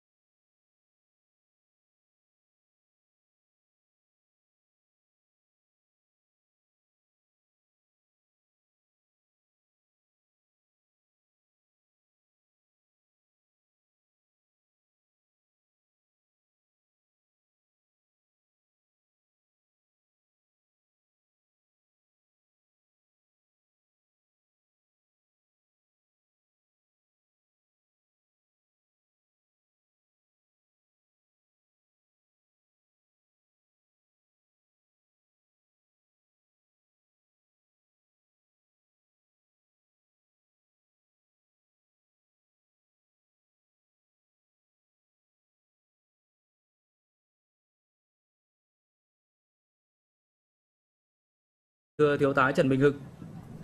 Vâng, thưa anh Vũ Ninh, thì trong cả 3 chặng của Ở cuộc thi vùng tai nạn thì đối với chặng 1 được đánh giá là chặng khó khăn vì việc thực hiện vượt qua các vật cản trong chặng 1 đòi hỏi các tuyển thủ phải mang theo rất nhiều các trang bị.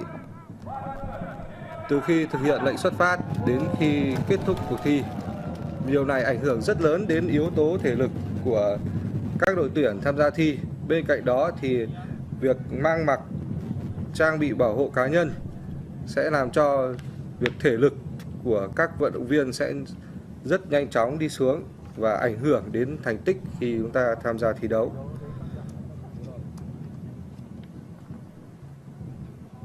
Có vẻ như trận đấu sắp được diễn ra.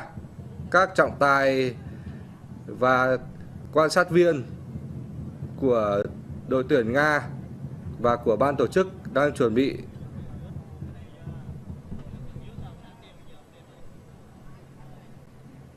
Và trận đấu chuẩn bị được bắt đầu. Chúng ta sẽ chờ pháo hiệu từ trọng tài. Vâng, như vậy là hai đội tuyển đã xuất phát những bước chạy đầu tiên ở chặng thi thứ nhất, giải chướng ngại vật đặc biệt. Tham gia nội dung của tuyến thứ nhất chữa cháy có sự tham gia của Thiếu úy Nguyễn Vĩ Vũ, Trung úy Mai Văn Sơn và Trung úy Nguyễn Trung Kiên. Đây là 3 vận động viên đã được thực hiện nội dung này. Vâng, rất nhanh. Đội tuyển của chúng ta đang lên vị trí triển khai các ống dây. Tiếp sau đó có thể quan sát thấy là những thao tác rất dứt khoát và thuần thục của các tuyển thủ cả hai đội thi.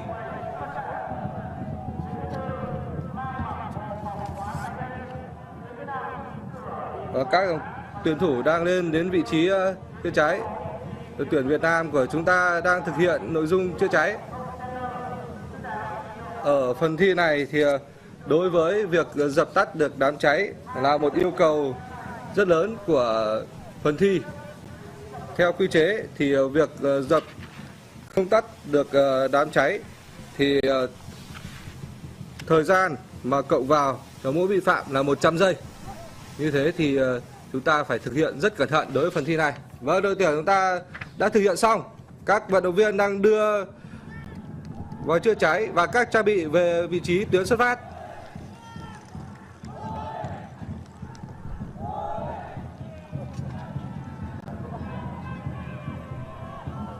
Theo quy định của tuyến thì sau khi thực hiện xong phần thi chữa cháy, tất cả các đội phải đưa các trang bị khí tài về vị trí tuyến xuất phát, cởi các trang bị bảo hộ trên người và đặt trên bàn.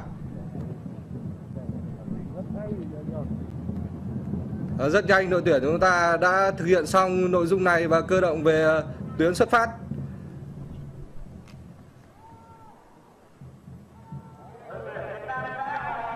Đội tuyển Nga cũng đã thực hiện xong. Và chúng ta đã cơ động lên tuyến thứ 2 của chặng 1. Bám rất sát là đội tuyển Nga. Rất nhanh, những bước chạy rất nhanh và rất dứt khoát của các tuyển thủ đội tuyển Việt Nam. Chúng ta đã đến biên tuyến thực hiện nội dung tuyến thứ 2 của chặng 1, lối đi bị bịt.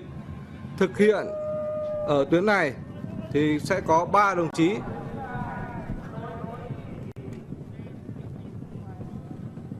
Nhiệm vụ của 3 đồng chí là phải tiến hành nâng được tấm kim loại. Như các đồng chí đang quan sát. Ở phía giải thi đấu của mình thì đội tuyển Liên bang Nga cũng đã tiếp cận được tuyến thi lối đi bị bịt và đang tiến hành những thao tác cũng rất khẩn trương.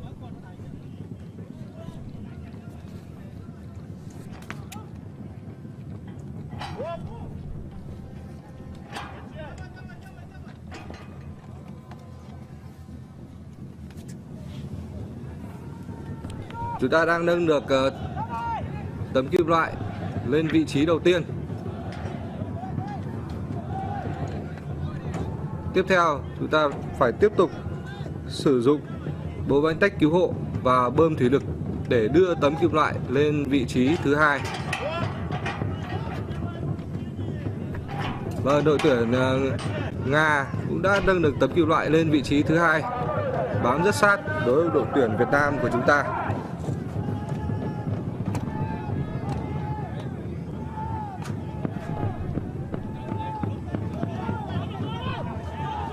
Các tuyển thủ của hai đội tuyển đang rất quyết tâm và có thể nói là họ đang tận dụng từng giây.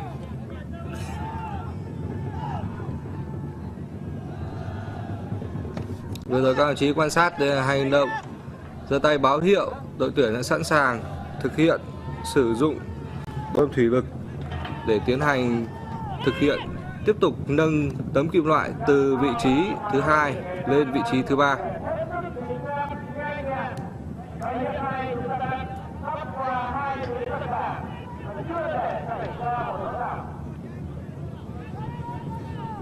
Hiện tại tốc độ thi đấu của cả hai đội tuyển đang rất tương đương nhau.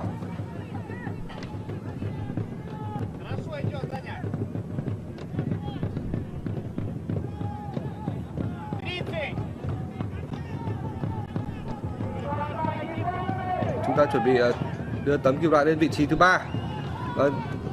Vâng, thành công rồi ạ.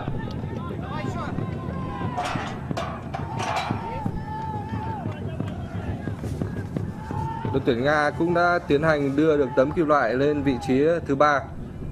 Sau khi đưa được tấm kim loại lên vị trí thứ 3, ba đồng chí của cả hai đội tuyển phải đưa các trang bị về trạng thái ban đầu, sau đó đặt tại vị trí biên của tuyến để chuyển sang tuyến tiếp theo.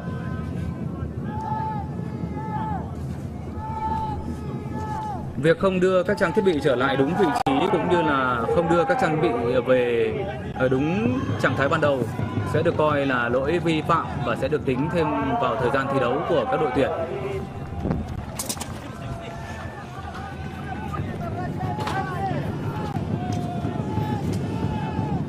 Các tuyển thủ đang đến vị trí biên tuyến tiếp theo. Hiện tại các quý vị khán giả quan sát thấy tất cả các thành viên của đội tuyển đều phải mang lên trang phục và khí tài phòng khí tài phòng hô hấp để vượt qua vật cản đầu tiên của tuyến thứ 3, giải chướng ngại vật đặc biệt.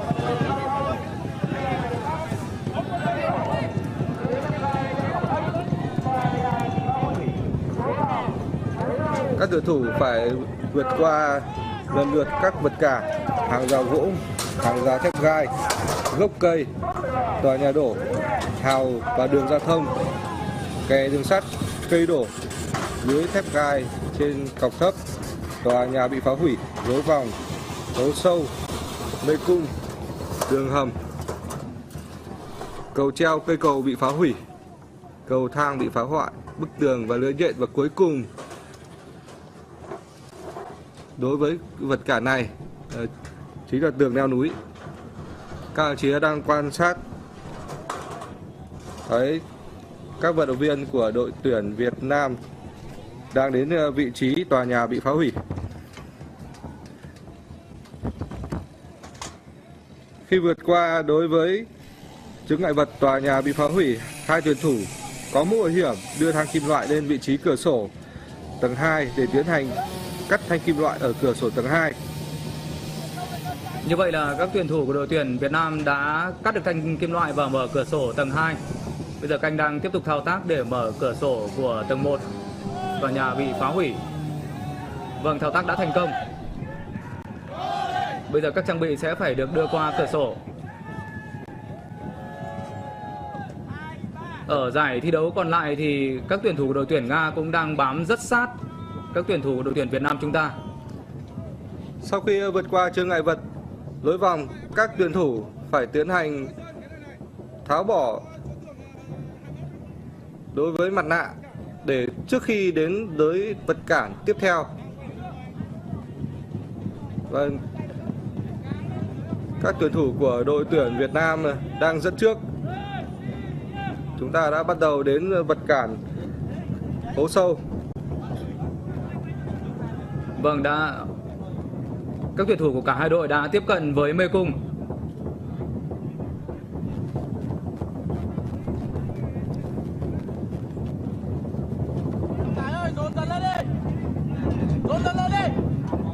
quan sát của tôi thì đối với đội tuyển Việt Nam chúng ta đang thực hiện vượt qua đối vật cản đường hầm và cầu treo.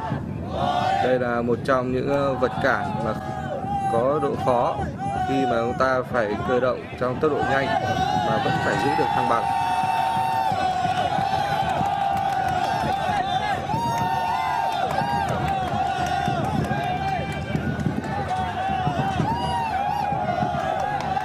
Động tác rất là nhanh nhẹn của tuyển thủ đội tuyển Việt Nam chúng ta.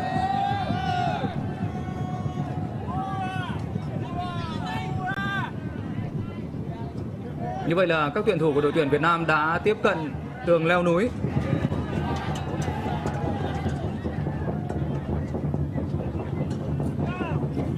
Các tuyển thủ vượt qua tường leo núi sẽ được trợ giúp bởi người bảo hiểm ở phía dưới. Điều này sẽ bảo đảm an toàn hơn cho các tuyển thủ khi chúng ta thực hiện các động tác vượt qua tường leo núi. Lúc này thì các tuyển thủ của đội tuyển Nga cũng đã vượt qua chướng ngại vật bức tường. Họ sẽ còn phải vượt qua lưới nhện trước khi tiếp cận được với chướng ngại vật tường leo núi.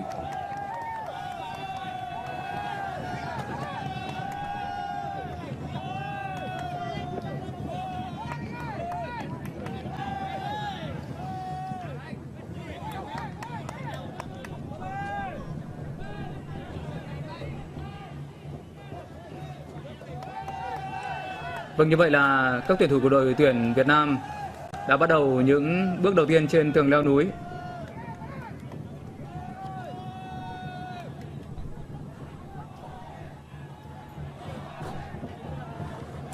Việc thực hiện đối với vượt qua tường leo núi đòi hỏi các tuyển thủ phải có một sự khéo léo cũng như có kỹ thuật tốt để chúng ta có thể vượt qua được các vật cản.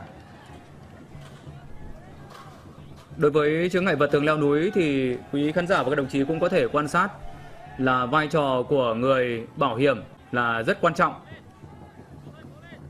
Và chắc chắn rồi, cần phải có sự phối hợp nhịp nhàng giữa người bảo hiểm với các tuyển thủ đang tiến hành leo lên bức tường. Các trang thiết bị cũng sẽ phải được đưa lên qua cửa sổ ở tầng 2 của bức tường.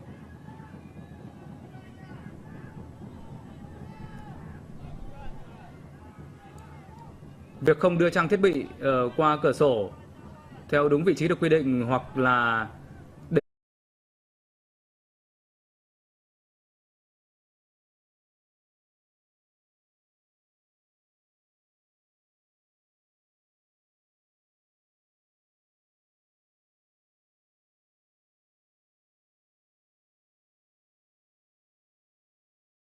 This race for Iran, Zimbabwe and South Ossetia.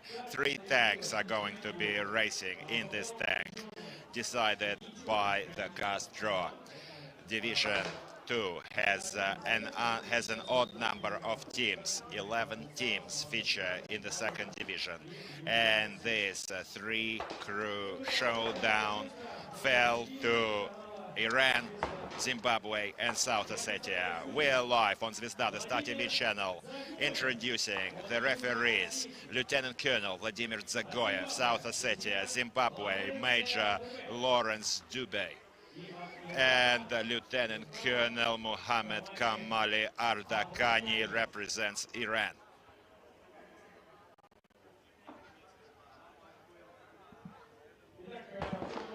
All is ready to introduce the crews. And this is your Tank Biathlon host, Nikolai Fedorov, and co-hosting for the English-speaking audience is Dmitry Kulitsky. Now, South Ossetia tank, color-coded green, tank commander, Senior Lieutenant Sergei Gobozov. Gunner, Senior Lieutenant Dmitry Bukulov. And the driver is Sergeant Atsamas Kazayev. South Ossetia, second crew. Now, red color-coded tank Introducing Republic of Zimbabwe, Tank Commander Lieutenant Chatindo Heaven. The gunner, Corporal Chaka Nuka Taikmo, and Mesinyani Tendai is the driver. Zimbabwe second crew, please put your hands together. And blue color-coded tank.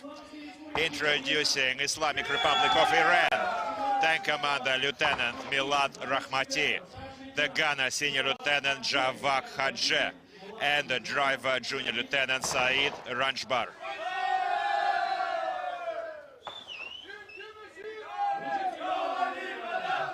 The signal to start the race is given here at Lào-Armenia-Syria-Myanmar Proving Ground.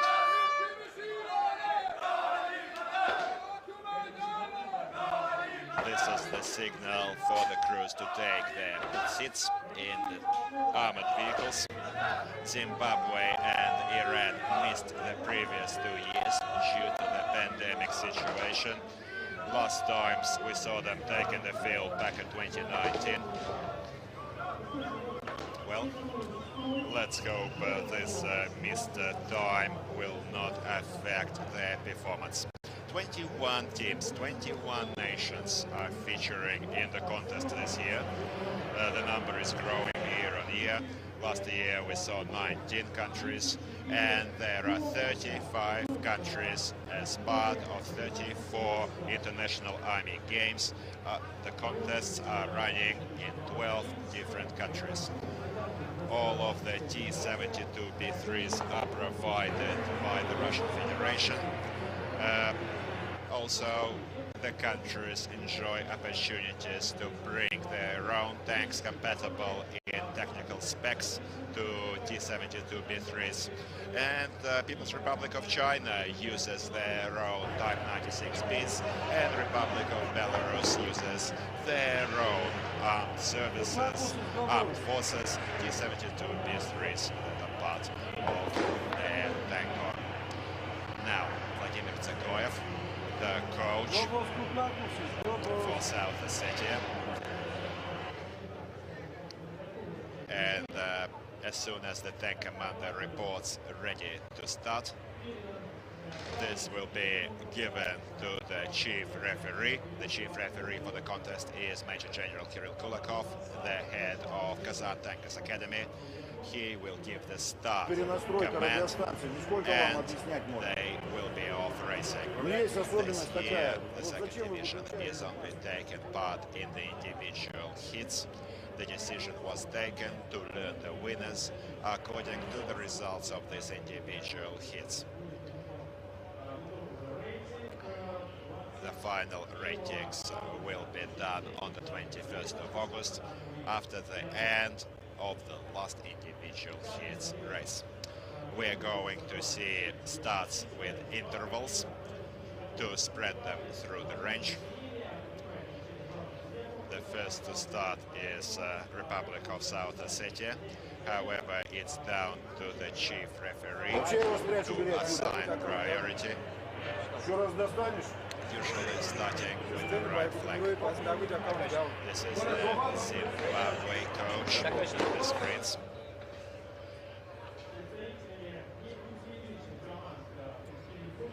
The military armed forces university interpreters provide interpretation for all the non-Russian speaking teams. And now Zimbabwe was the first to start.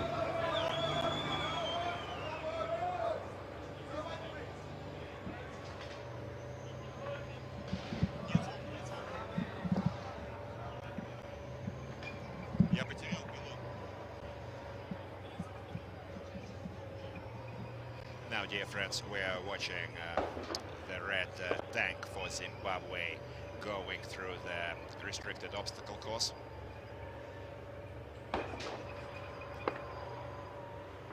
Carefully skirting the tank around these poles. Certainly don't want to knock any poles. This could result in penalty pit stops. In a stance, we see Zimbabwe servicemen also supporting their friends. from crew 2. Certainly important experience. And these Zimbabwe servicemen are cadets in one of our tank academies. Now Zimbabwe stopped.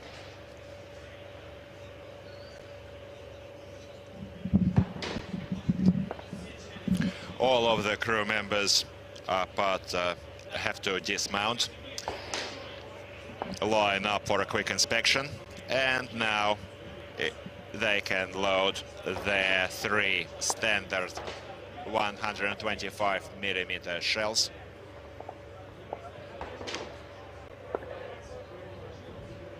Not an easy job to load the shells.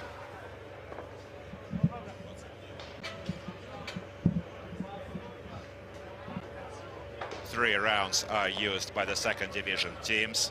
However, additional ammunition is issued to 1st Division teams in case targets are not hit. There were changes in the rules this year for both divisions in terms of penalty laps and penalty pit stops.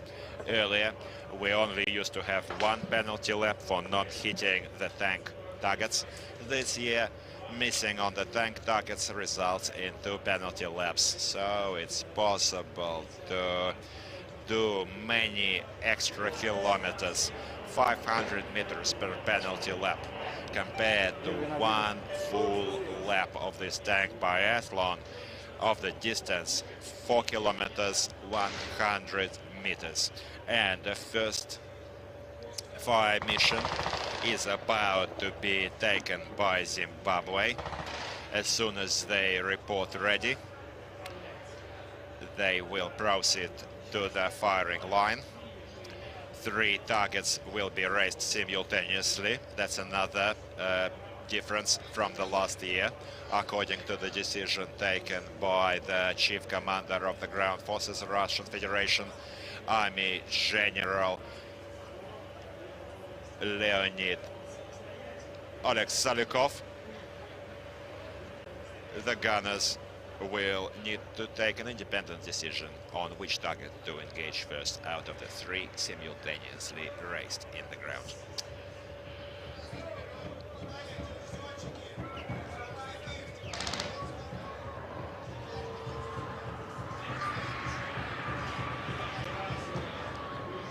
And so the red targets are out in the field. Now we need to hurry for Zimbabwe.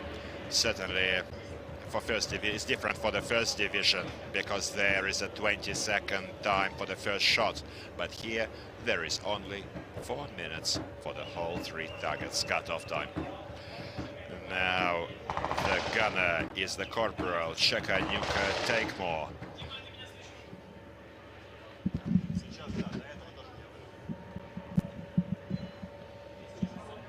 16 to 1800 meter ranges to target.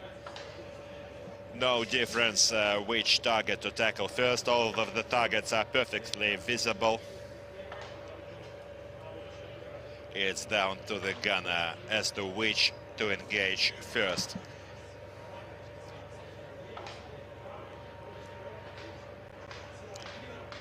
Certainly the tank commander and the gunner are the ones taking the decision on which target to engage. And first fire. It's over. Unfortunately, the first shot went over to wide for Zimbabwe. The coach for the Republic is using the binoculars to monitor his line of fire, to best correct their accuracy. This is a very important part of their work. The coaches are present throughout the race and carefully monitor and correct their crew to the best result. Let me remind you once again that Zimbabwe, along with Iran, missed the previous 2 years, certainly having perhaps diluted some of their experience and skills.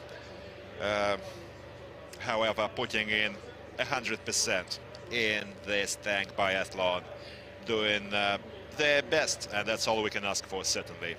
This makes us happy. the gunner. This is the gunner, Corporal Takemore's first appearance at the tank biathlon, and he scores on the second target. Well done. Let's see if Shukanuka Takemore can also take more targets. If we had seen a separate championship for the fans supporting their team, Zimbabwe fans would have taken gold. The support they're giving their crew, their team, and the other teams are incompatible. There are songs, dances, flags out in the stands, brightening our days, certainly as deserving a special mention for Zimbabwe fans. Another target still remains at 1700 meters. One miss will already result in 2 penalty laps, which is an additional 1 kilometer.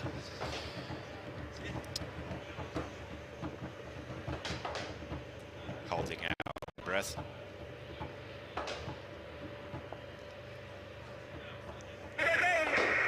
Okay. The cartridge is logged in between the ramp of Buddha. The cartridge is not for the technical fault. Отсечка, картридж застрял, кассета застряла. The interpreter is speaking to the referee and coach of Zimbabwe team.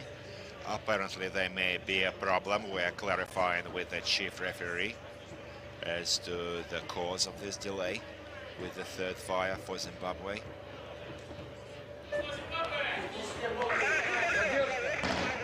This is the referee for Zimbabwe with his interpreter. Yes, they reported a delay. It's possible that they're going to call for technical assistance. In case the team reports technical delay, 2 timers are started, and the time will be given back to Zimbabwe in case this delay is ruled not through the crew's fault. South Ossetia is taking the field in this race. Let's wish the best of luck to our friends, brothers, colleagues from South Ossetia taking part in this contest. Not for the first time. Veterans. Senior Lieutenant Sergei Gabozov is a 3rd-year veteran of this tank biathlon. And what is typical, he is also a graduate of the Far East highest All-Armed Forces Academy at Blagoveshchensk, a graduate of the year 2020, a young officer, married and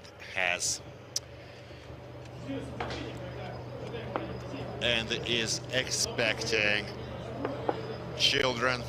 His wife is supporting her husband, watching his performance here at Alabina.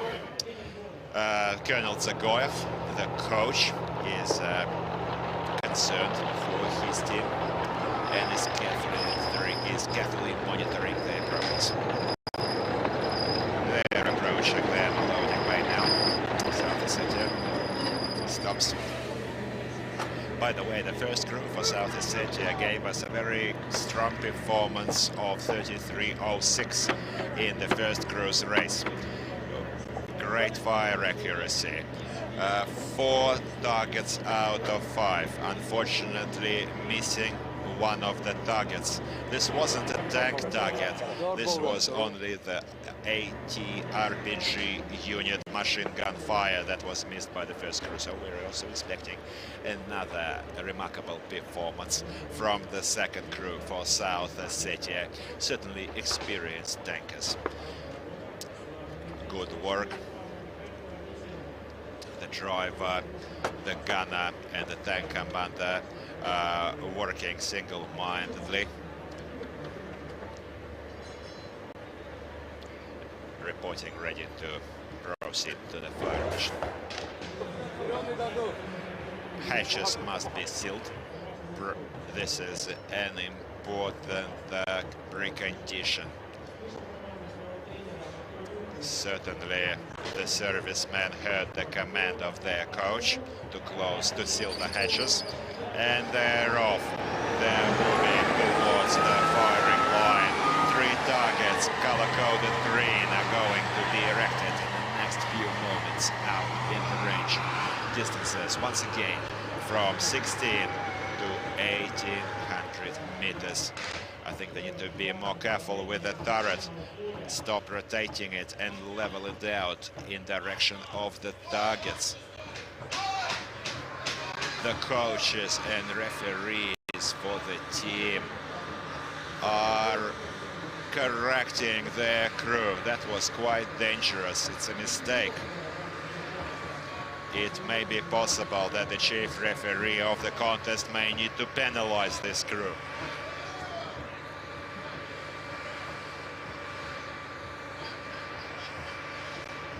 But we see more rotations here, as there seems to be a problem here. We're going to look into the causes of this incessant, unnecessary action by the gunner in rotating the turret. This is a third-year veteran on the fire controls of the tank, of this tank biathlon, so certainly there must be a reason for this, which we will learn later with the coach, the referee for the team, and the chief referee for the contest.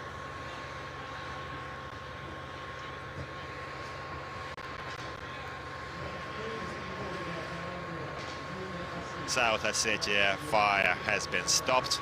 The chief referee ordered to cease fire, stop the engine until we learn the causes of this incident. Now, let's hope that South Ossetia can continue soon. Perhaps it's the pressure or overexcitement coming over the gunner. Iran is set to start. And in the meanwhile, also, we are seeing Kazakhstan passing their technical qualification rounds. All of the teams have to do their technical qualifications on their days off. They have to replace tank track in case it is detracked. And the second technical qualification involves preparing a tank for evacuation out of quagmires using logs. This technical qualification will also reward the strongest team in terms of technical preparedness.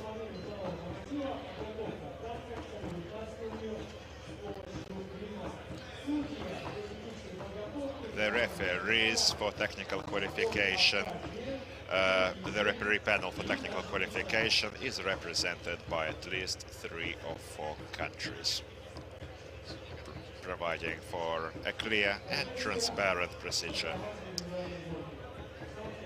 Iran is about to take the field. Last time appearing in this tank biathlon back in 2019, taking the 12th position this year, 2nd division. Let's wish the best of luck to Iranian team. The first crew is now confidently on the 5th position of the total tally for individual hits. Almost 15 minutes into this race. Zimbabwe is still in the first lap, as Iran is going through the restricted maneuvering section. And 4.5 meter wide the poles set apart. White flags by the line flagmen indicate clean passage. Unfortunately, Zimbabwe had a delay in the firing mission. South Ossetia also, and the technical commission is now reviewing the cause of this problem. Technical commission is represented by the manufacturer and international referees.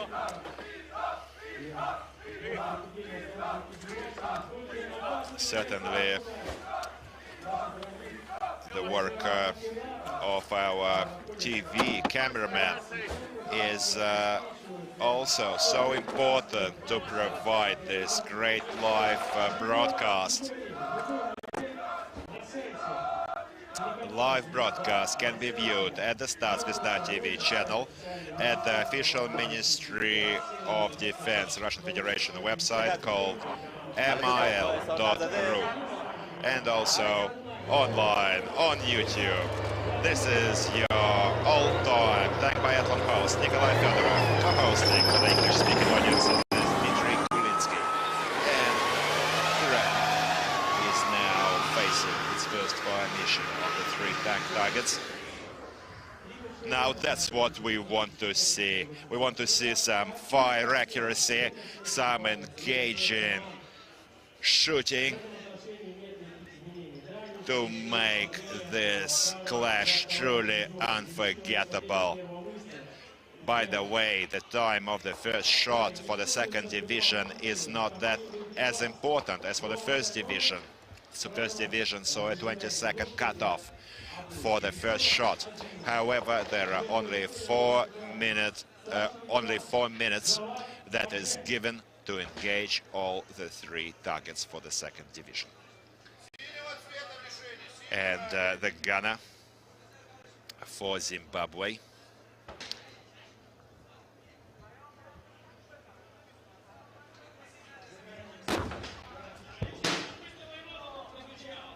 Iranian gunner Javad Hadje scored on the first target, 1600 meters.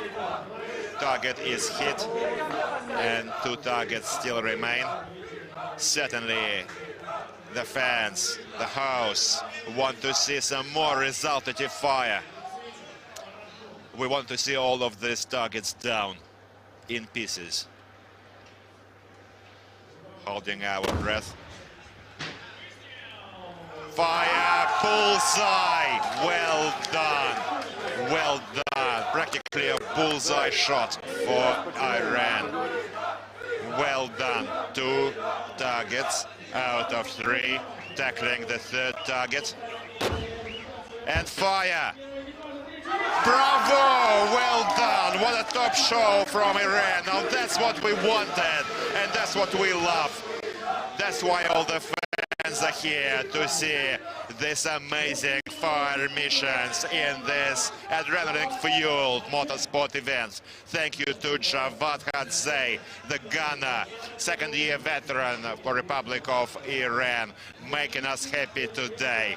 36-year-old serviceman, supported by his loving wife and 2 children. Hopefully they're watching his performance right now. And he is certainly giving them something to be proud of. This live action can be once again seen at the official Ministry of Defense website, Russian Federation, mil.ru, TRspodCast TV channel, and YouTube Live. These are the replays of the 3 shots. The 3 targets for Iran are down. Iranian coaches and referees are quite happy with the performance. However, they are not getting complacent. Concentration is written on their faces, monitoring and correcting their crew's progress along the track. Certainly, Iran is in with a chance to take the first position in this individual heats race. However, in case there are delays through to the fault of the crew, penalty time will be assigned. However, if the technical commission determines that the delay was not through the crew's fault, this time will be given back to the teams.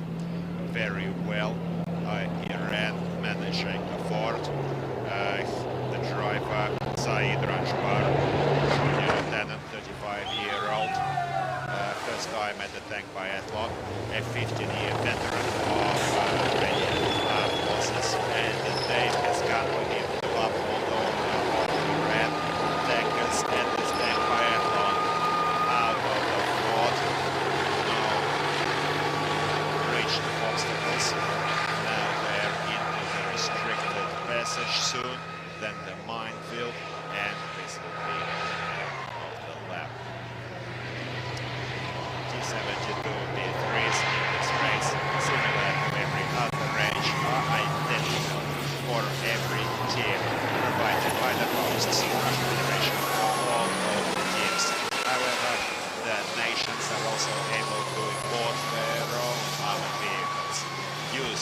China and Belarus. This is an upgraded modification of the famous T-72. T-72B3 was commissioned in our Forces Tank Corps in 2012, featuring an 840 power engine, increased and upgraded loading and fire control system, providing for the most modern munitions used. Also, the combat module is equipped with a modern communication devices, providing for closed and open communication channels. The engine enables these tanks to reach speeds over 60 kilometers an hour across rough terrain, but also, as our Russian tankers demonstrated actually 2019 saw 78 kilometers an hour on this track. However, 2020, the record still standing, remains at 84 kilometers per hour. 3 out of 5 for Iran.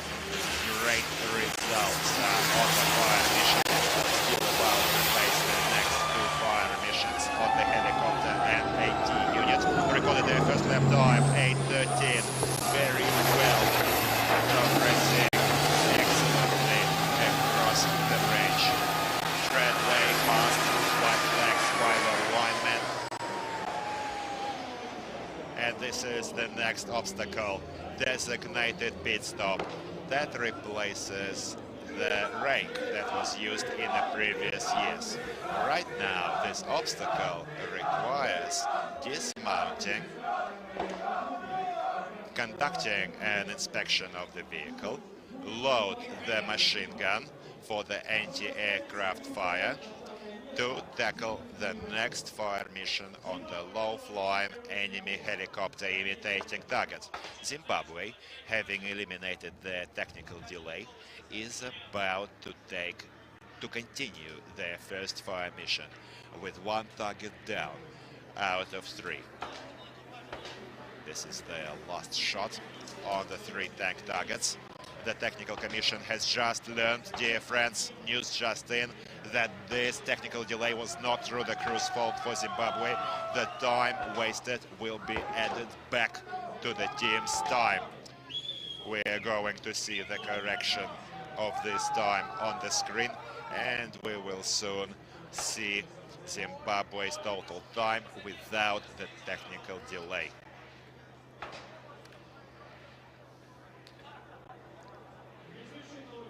Certainly the gunner, Corporal Takemore, is in not much hurry. This is his first tank biathlon. When we asked the gunner,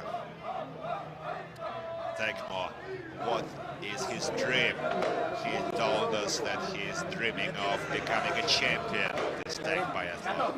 Well, dreams do come true, dear friends. And nothing is outside or beyond realm of possibility. Perhaps not this year, possibly next year, or in a few years' time, Zimbabwe must become a champion of this tank biathlon.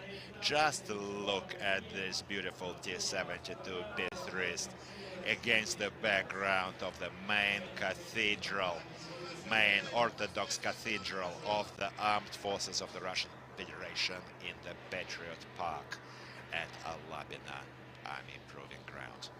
Picturesque sight, certainly. However, we also want to see some fire from this crew. And we are clarifying with the chief referee the causes for this delay. Perhaps the gunner is simply tracking for target, trying to provide for top fire accuracy. Or perhaps something did go wrong. 1 target is down for the team already, and there was 1 miss, and 1 still remains. Need to see 4 penalty laps ago. Iran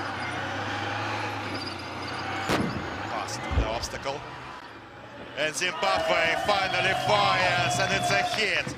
Well done. Chakayanuka takes more, takes down the next target. Well done for Mr. Take More. Now we recall the previous occasions in the previous years when Zimbabwe had not struck any targets. However, today we see that the crew, that this team has certainly done their homework. And the gunner, Corporal Take More, is showing us some of the right stuff today. 2 targets out of 3. 2 targets still remain, and so they can still get a B for firing accuracy.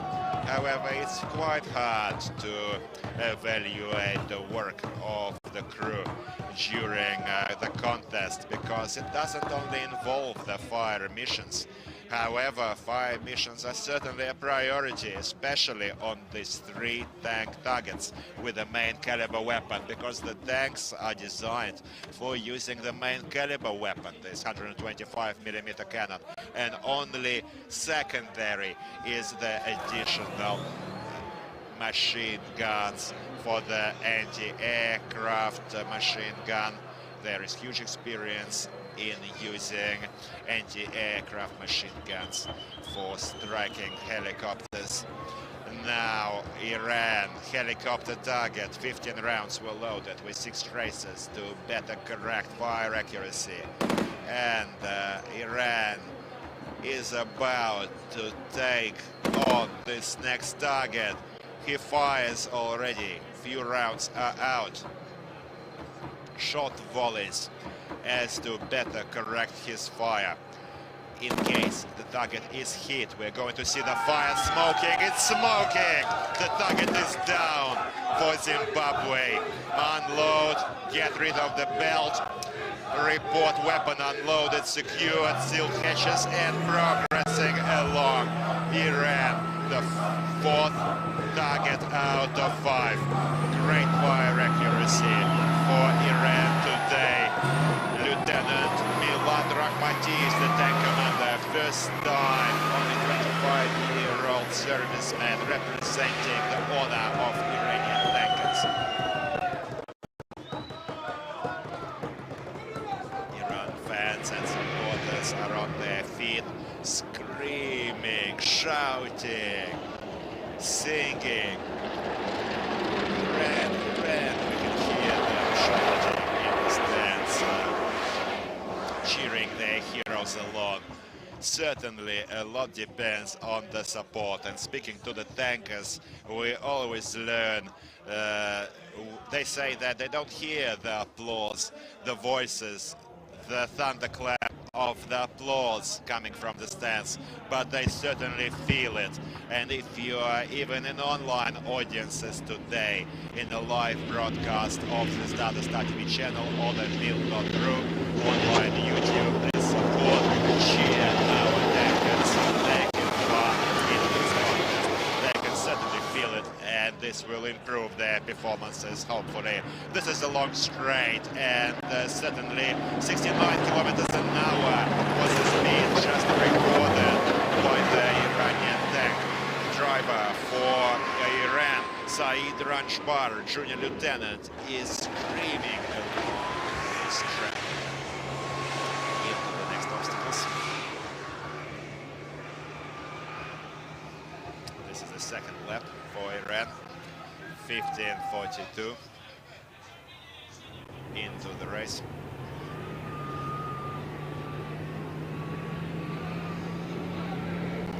And news just in, an update on the South Ossetia technical delay. They're unloading their ammo.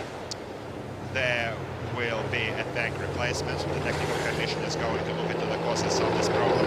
We saw the problem existed. However, we need to make sure of who to blame. In case this technical delay is not through the crew's fault, time is going to be given back to the team. However, if this happened due to the actions of the crew exclusively, this time will stand, setting the team seriously back. On the replays, we see Zimbabwe last fire mission, certainly making us happy with the resultative 2 out of 3 targets down last fire mission.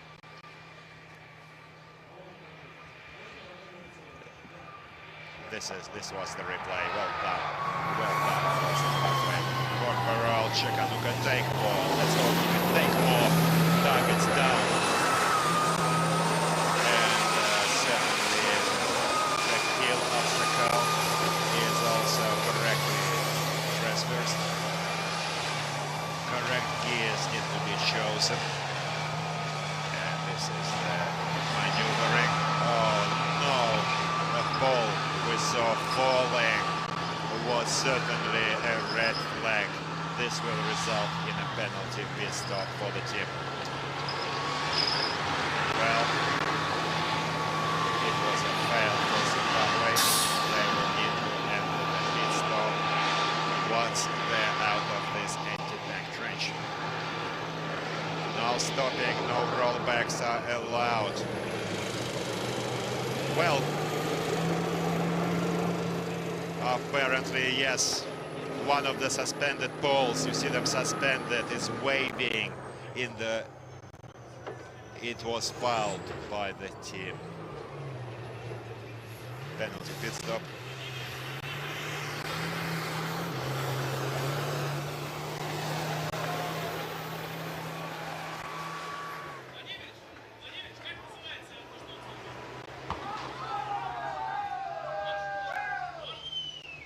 Apparently, the left board has been ripped off the tank when discarding the obstacles.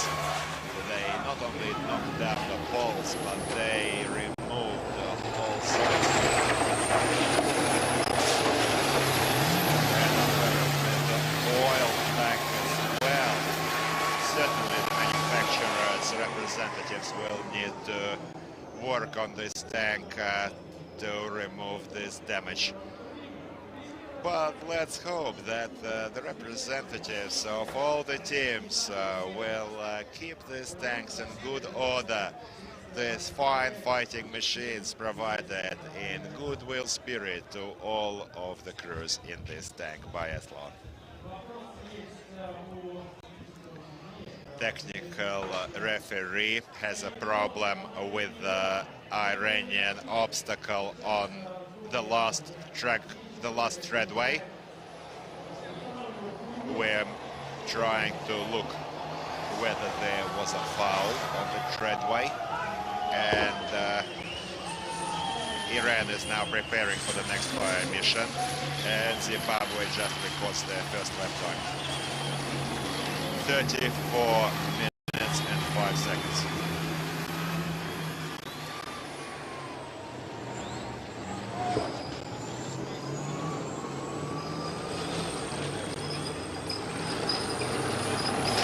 Treadway traversed correctly, did not lose the way very well. They can continue without any pit stops, but now they have a designated stop obstacle. No balls shall be knocked, and they need to load their anti-aircraft machine gun for the next fire mission.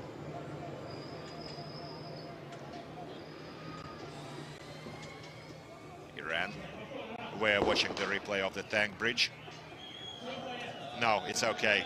They did not lose the way. Correct passage, clean passage was indicated. Now anti-aircraft machine gun is set up in the correct position. Zimbabwe is also installing their machine gun. They need to set it up properly, lock it, load it, so that it doesn't move around, and can help the team achieve hits on this target.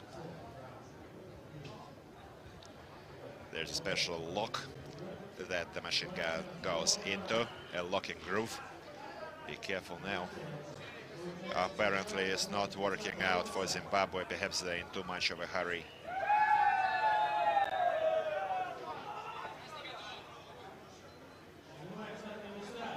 taking their seats now. The gunner and the tank commander. They need to seal their hatches, report ready to progress, and only then they can start their engine and move on for the next fire mission.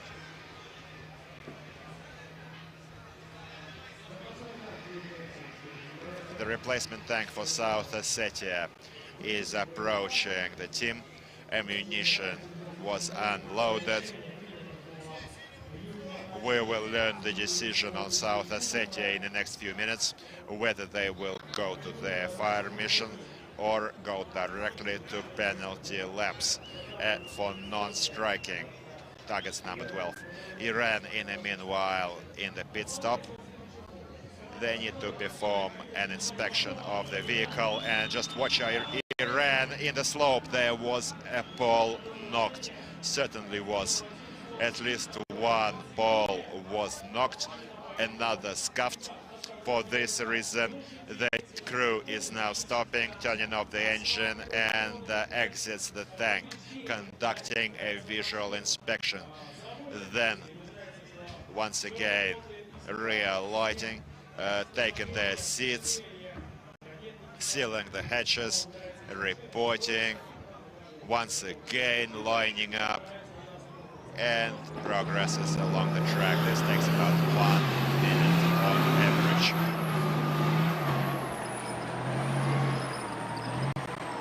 Certainly, the more prepared the team is, the less is the likelihood that the crew will be given a pit stop and have to waste valuable time. Iran is stopping for ammo load. Target number 9, the AT gun, the anti-tank unit. Actually, targets are usually located in ranges from 600 to 800 meters.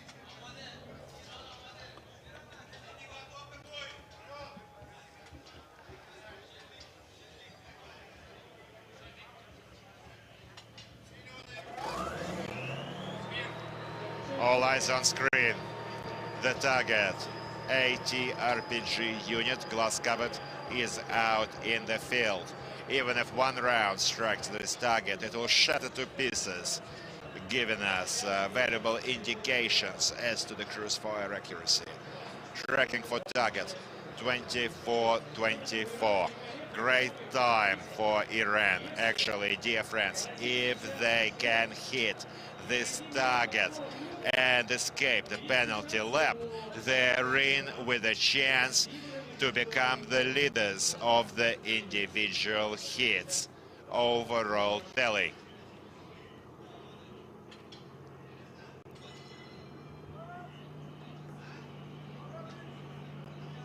Holding our breath. A replace for Zimbabwe slope. Knocking down the pole.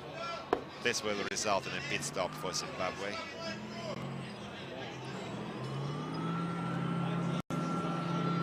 One penalty lap recorded for Zimbabwe. For Iran, sorry. Unfortunately for Iran fans. They still have some minutes to catch up on Myanmar first crew best time. However, this penalty pit stop may be too wasteful in terms of time, preventing Iran from surging into the top of the rankings for the division.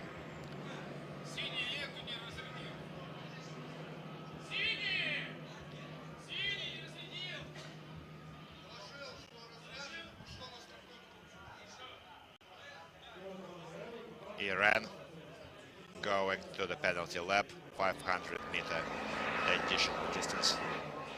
Now Zimbabwe stopping at the second fire mission. Anti-aircraft machine gun fire performed by the tank commander for Zimbabwe, Lieutenant Chetin to Heaven.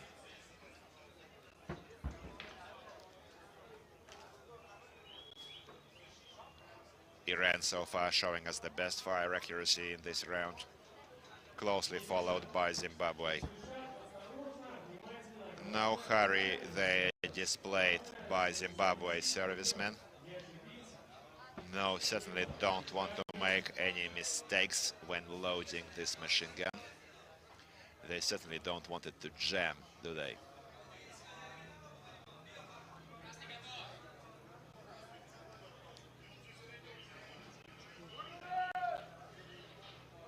Well done. Weapon is loaded.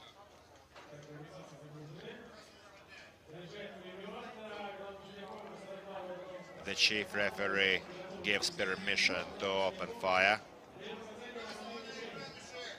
Targets are raised. The helicopter target representing the lifeline enemy helicopter is out at the range of 900 meters. 12.7 caliber is the caliber of this Cord anti-aircraft machine gun. Standard equipment, large size shells, 12.7 millimeters.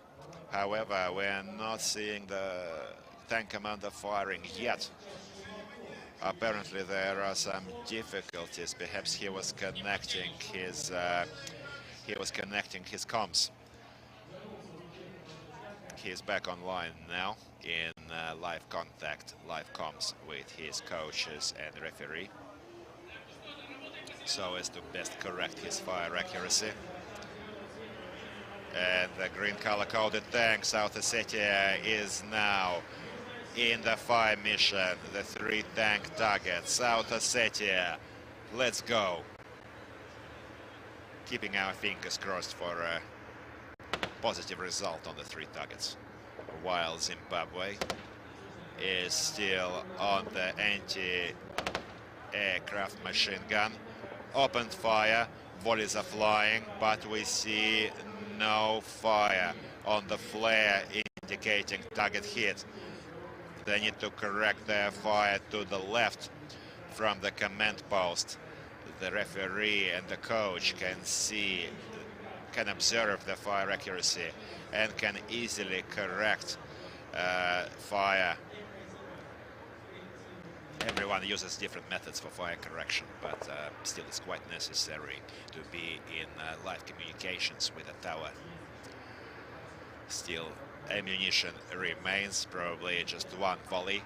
Shot volleys are the order of fire on these 2 machine gun targets, because only 15 rounds are issued for this mission. Very close to the target. We saw it strike the post to the left, but it's not the post but the target that needs to be hit. Unfortunately, he is out of ammo, discarding the cartridge belt, and weapon unloaded, about to secure it and report ready to move. South Ossetia is still tracking for targets. Targets are out in the range. Everything is ready to open fire, however, they're still out there. They've had the tank replacement. This is the only tank replacement allowed, and we don't hear any fire. Iran finishing 4 out of 5 targets in lap 3. Slightly over 30 minutes is the best time for second crew. Iran 5, 4, 3, 2, 1. Bravo, Iran! 30 minutes and 43 seconds, best time. Crew 2, Iran.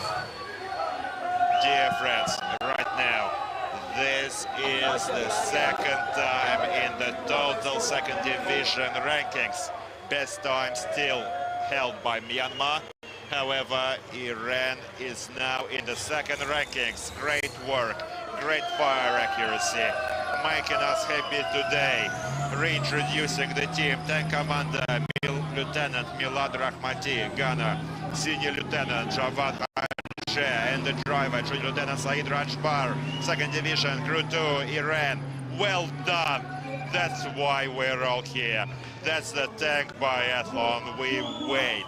We expect for the whole 12 months of the year, and then meet here at Al-Labina Army Proving Ground, observing the shows, the clashes of the world-class tankers from all of the countries participating in the tank biathlon. Iran is flying their national colors out in the parade ground of Al-Labina Army Proving Ground, thanking, exchanging military salutes with all the coaches, referees, the fans, thanking their audiences online and offline. Everyone watching us live. Iran, bravo, well done. We will eagerly expect the showdown from the third cruise, and hopefully Iran's third crew will also surprise us even more than the second. Zimbabwe still in lap 2. 46:55, 47 minutes now.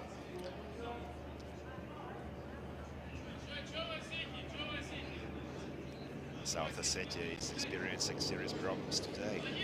Certainly something like that can really shake up the crew. One tank, first tank was changed. Operations. Now, one allowed replacement is also seen.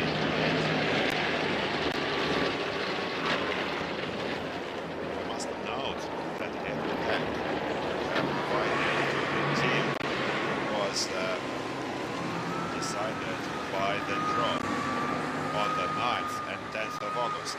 Since the 10th of August, the team had to independently service and maintain their equipment, assisted by the representatives of the manufacturer UVZ and also the technical experts from the from the Western Military District, Al-Labina Proving Ground. South Ossetia had already used these tanks for the first cruise. However, now we see the unexpected, and the decision, news just in, unfortunately for all the South Ossetia fans, the crew is now disqualified. One tank replacement was only possible for this race. Only one tank replacement per round. In case replacement was done, the rules state that no more replacements are available. For this reason, the team is relegated to the bottom rankings in the second division. Certainly sad for South Ossetia. We love our South Ossetia team. We're always happy to welcome them at this tank biathlon. However, this is the tank biathlon, and unfortunately, the rules are the rules for everyone. Now we're expecting the third crew in the coming days from South Ossetia to not experience the problems that plagued the second crew in this ill-fated showdown by South Ossetia. In the meanwhile, Zimbabwe, second lap, continues along. 2 targets out of 5 down for the team. Unfortunately, target number 25, the enemy helicopter, was not hit. Only one tank remains. Just look at the drift. Careful now. Just in the previous hits, we saw almost a flip by the second crew. Thankfully, the tank was not flipped over, but they were close after a drifting fast turn. The technical commission and manufacturer will need to look into the causes yet, and some things may change for Armenia total time. Now, Zimbabwe in the anti-tank trench. Last time, Zimbabwe first crew stopped in the anti-tank trench and damaged the tank. Well, thankfully, white flags indicate clean passage by Zimbabwe. Zimbabwe fans and servicemen in the stands are supporting their teammates. last lap remains for Zimbabwe in this race. And now we hear the war drums here at Lào-Armenia from Zimbabwe fans. Once again, please note, Zimbabwe fans deserve a special mention. Unequivocally champions for cheerleading and supporting their teams. Sounding, beating the war drums now, urging their team for a great performance.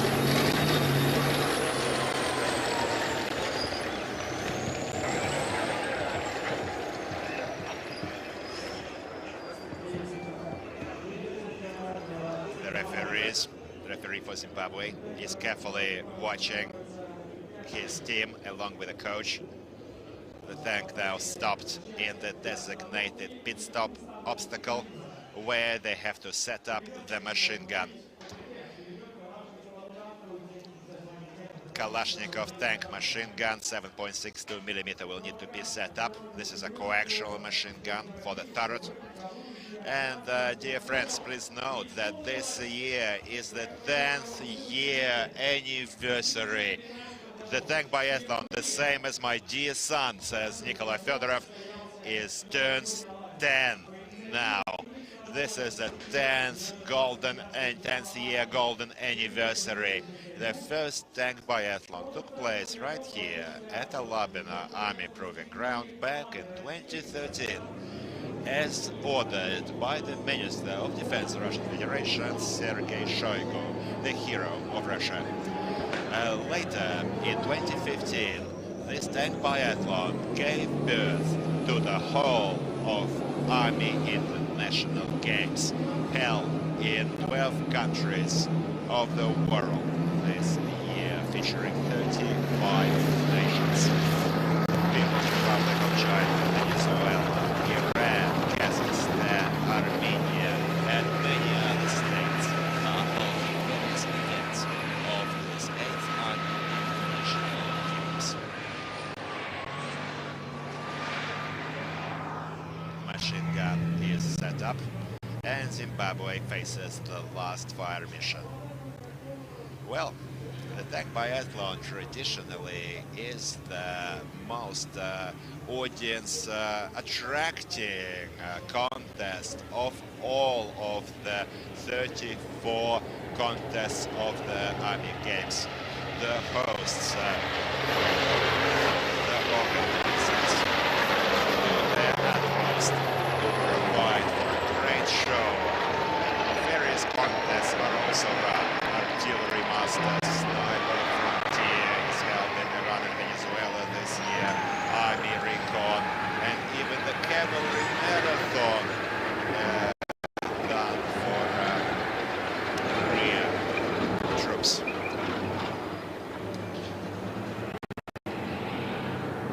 The road contest, the Polestar, Sniper, many other contests, and also we want to know there is an Army of Culture contest. It's one of the most beautiful events for the first time this year, featuring Rwanda team. This contest sees performances, songs, orchestras, military bands from various countries.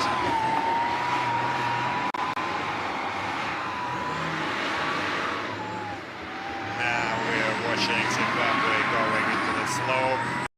Careful now, we don't want any more penalty time lost on this slope. The slope has been quite daunting for many second division teams. Balls went flying a number of times, setting this tankers back in terms of time, unfortunately.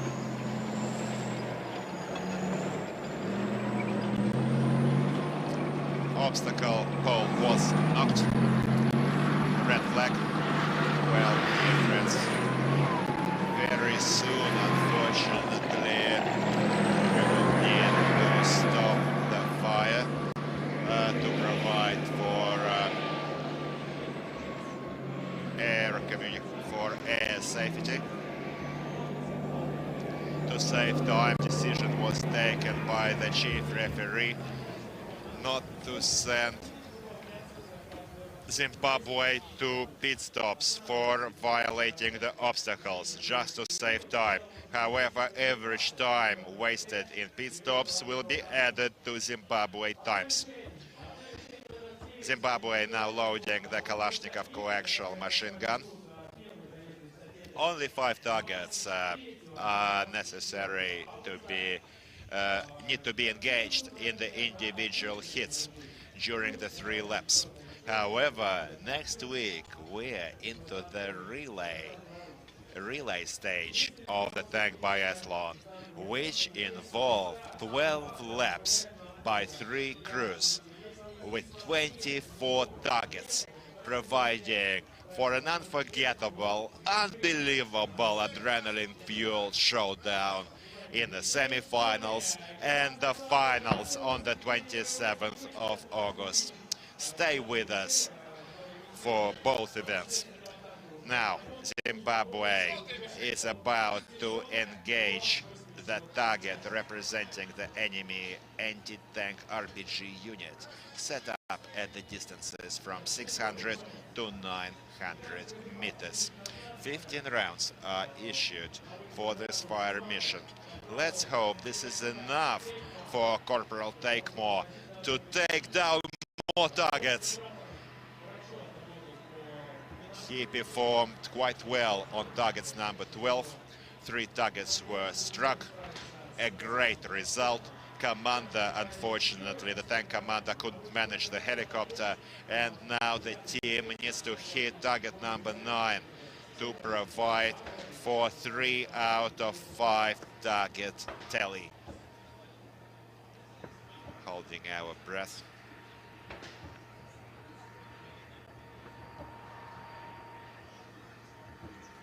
"58 minutes into the race.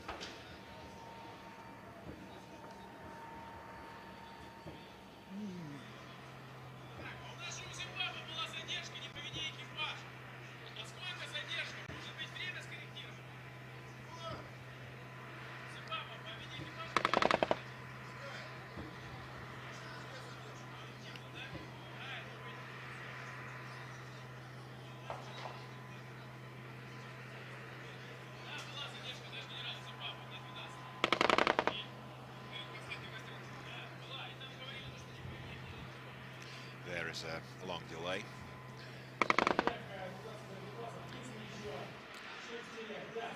Hopefully they still have ammunition.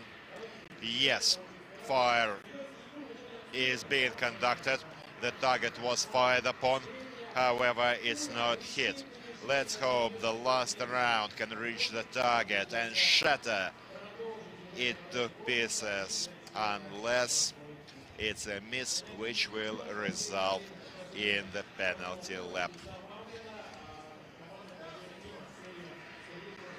However, it's possible that to save time, in case penalty lap is assigned, the time spent on average penalty laps will be added and the race will be concluded, because the Lào-Armenia Army Proving Ground is right next to Vnukovo International Moscow Airport, and sometimes the routes of civilian aircraft pass close to the range. Certainly a tank cannot provide any problems to the overflying aircraft, but this is a serious safety consideration, and aviation rules indicate no fire when civilian aircraft are passing by. Zimbabwe fans are out there with the war drums, waiting to welcome their heroes. Zimbabwe in the penalty distance, 500 meters. And now an announcement: in the coming days we're in for more adrenaline-fueled action with the clashes of the 1st and 2nd division. By the way, Zimbabwe had a technical delay of 17 minutes with change, but through no fault of the crew. That's why the 17:08 is going to be deduced from the total Zimbabwe time, and we're going to see corrected time in a few moments. Right now, Iran became the leader of this race at 30:43, and South Ossetia, to the greatest regret of the fans and the team, was not able to perform. One tank replacement was performed, however, the race was not conducted. Only one tank replacement is allowed by the tank biathlon rules, and if this has been done, it is simply prohibited to replace tanks again. In this case, the crew is not disqualified, actually. Correction, is not disqualified, but it cannot continue the race and goes to the bottom of the rankings. It's almost 60 kilometers an hour racing the Zimbabwe Army. All the tanks are outfitted with GPS trackers that provide us with live location and speed data. So far this year, maximum speed logged was 79 kilometers an hour. And this unmarked track. But certainly no hurry is needed. These tanks certainly should be paid for. Same as their own vehicles. Not everyone flies as hard as 84 kilometers an hour. And 45:17 for Zimbabwe. Second crew has a chance to become the leaders of their team, beating the best time of the first crew. These are important statistics that also need to be considered in further preparation and homework throughout the year back at home.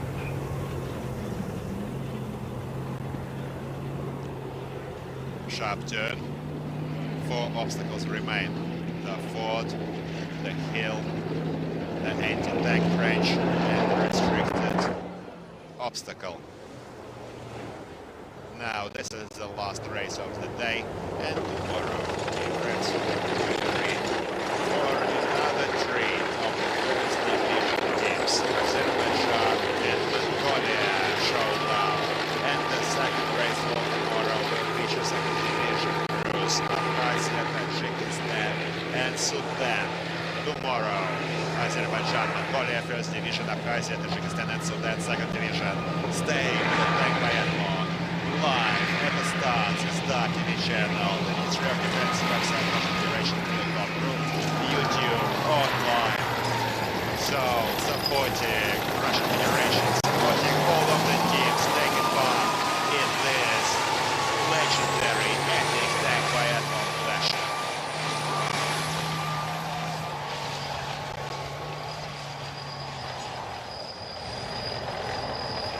Dear friends, if we look back at the countries co-hosting the Army International Games this year, China, Iran, Venezuela, Mongolia, Azerbaijan, Belarus, Uzbekistan, and even Vietnam are holding various contests of this 8th Army International Games.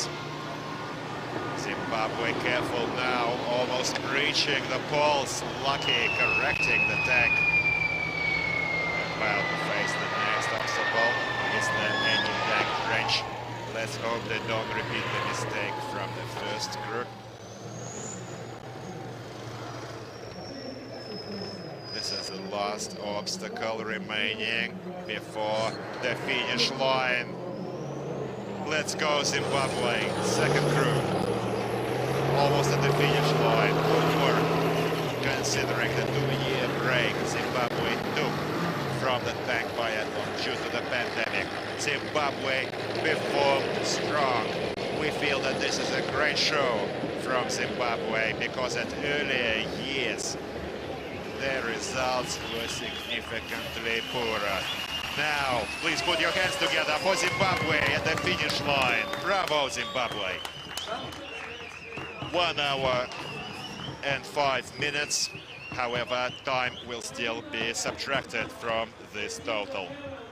Introducing the team. Chatindo Heaven was the tank commander. Corporal Chakanuka Takemo was the gunner, taking more targets for Zimbabwe. And the corporal driver Masinyani Tendai. Thank you very much to all the participants of this raid. Great PT for South Ossetia. Certainly a great PT for everyone. However, well, the unexpected can always happen. The teams are provided with the tanks a week in advance. Certainly, it is responsibility of the teams to maintain their vehicles, to check their roadworthy, check all the equipment. Now, once again, Zimbabwe fans are all here. The war drums, the songs, the dancers welcome the national colors of Zimbabwe in this parade ground. Victory lap for Zimbabwe fans.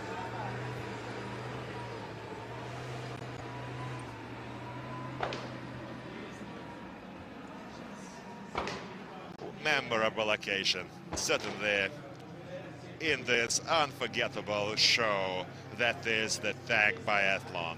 Unmatched, unforgettable, unrepeated. Certainly, this contest remains unique worldwide. An absolutely brilliant motorsport event. We see Zimbabwe servicemen exchanging military salutes and dancing on top of their tanks. Just look at them celebrating.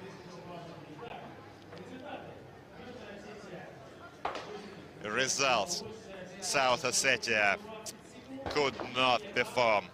Zimbabwe 48-20, Iran 30-43. 69 kilometers an hour was the best time, was the best speed locked by Iran in this race. And now let's go over to the highlights while Zimbabwe celebrates its finish.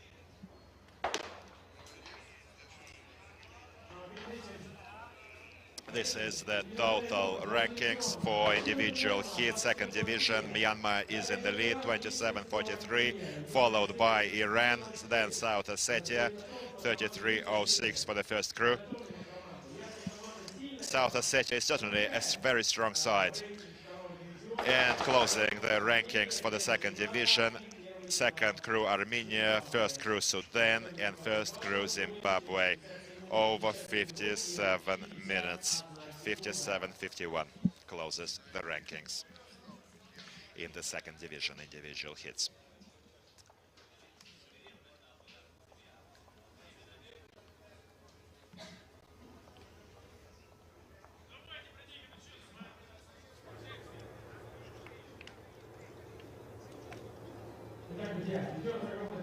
Friends, thank you for joining us here today, online and offline at Lào-Armenia Army Proving Ground, watching us online in this live broadcast. So this is the Tank Biathlon 10th Golden Anniversary.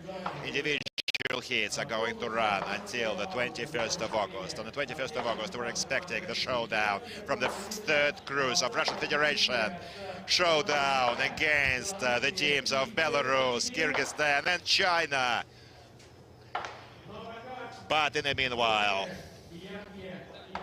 to the highlights of this race.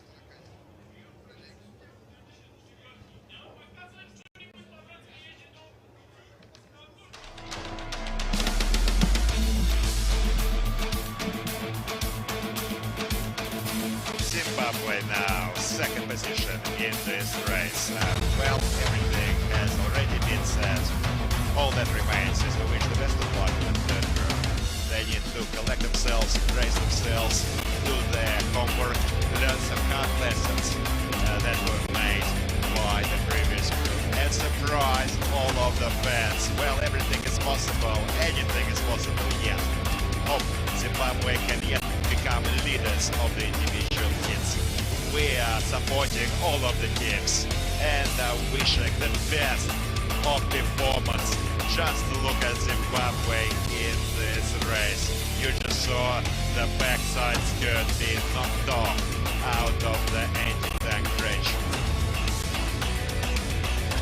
Braving the board obstacles, certainly an unforgettable show for Zimbabwe. Slightly different military salutes in Zimbabwe.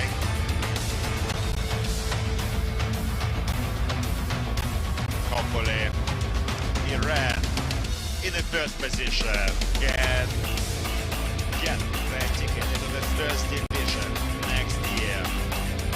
Well, only high praise remains for the coaches and the referees of Iranian team. Fine fire accuracy, minimum mistakes, making for a bright event. That's what we all have come here to see. That's what the fans are expecting. Dear friends, this was your all-time host, Nikolai Fedorov. Co-hosting for the English-speaking audiences, Dmitry Gulitsky. Stay with us for the Tank Biathlon. Support Russian Federation. Support all the teams of all the other nations flying their colors here at Lào-Armenia. Take care of each other, love each other, and stay well. Your Ministry of Defense, Russian Federation Armed Forces are always here, that always next to you. And a huge thank you to all the fans. And see you again. South Ossetia is on the screen now. We saw that Ossetia was taken off this race and could not continue. See you again.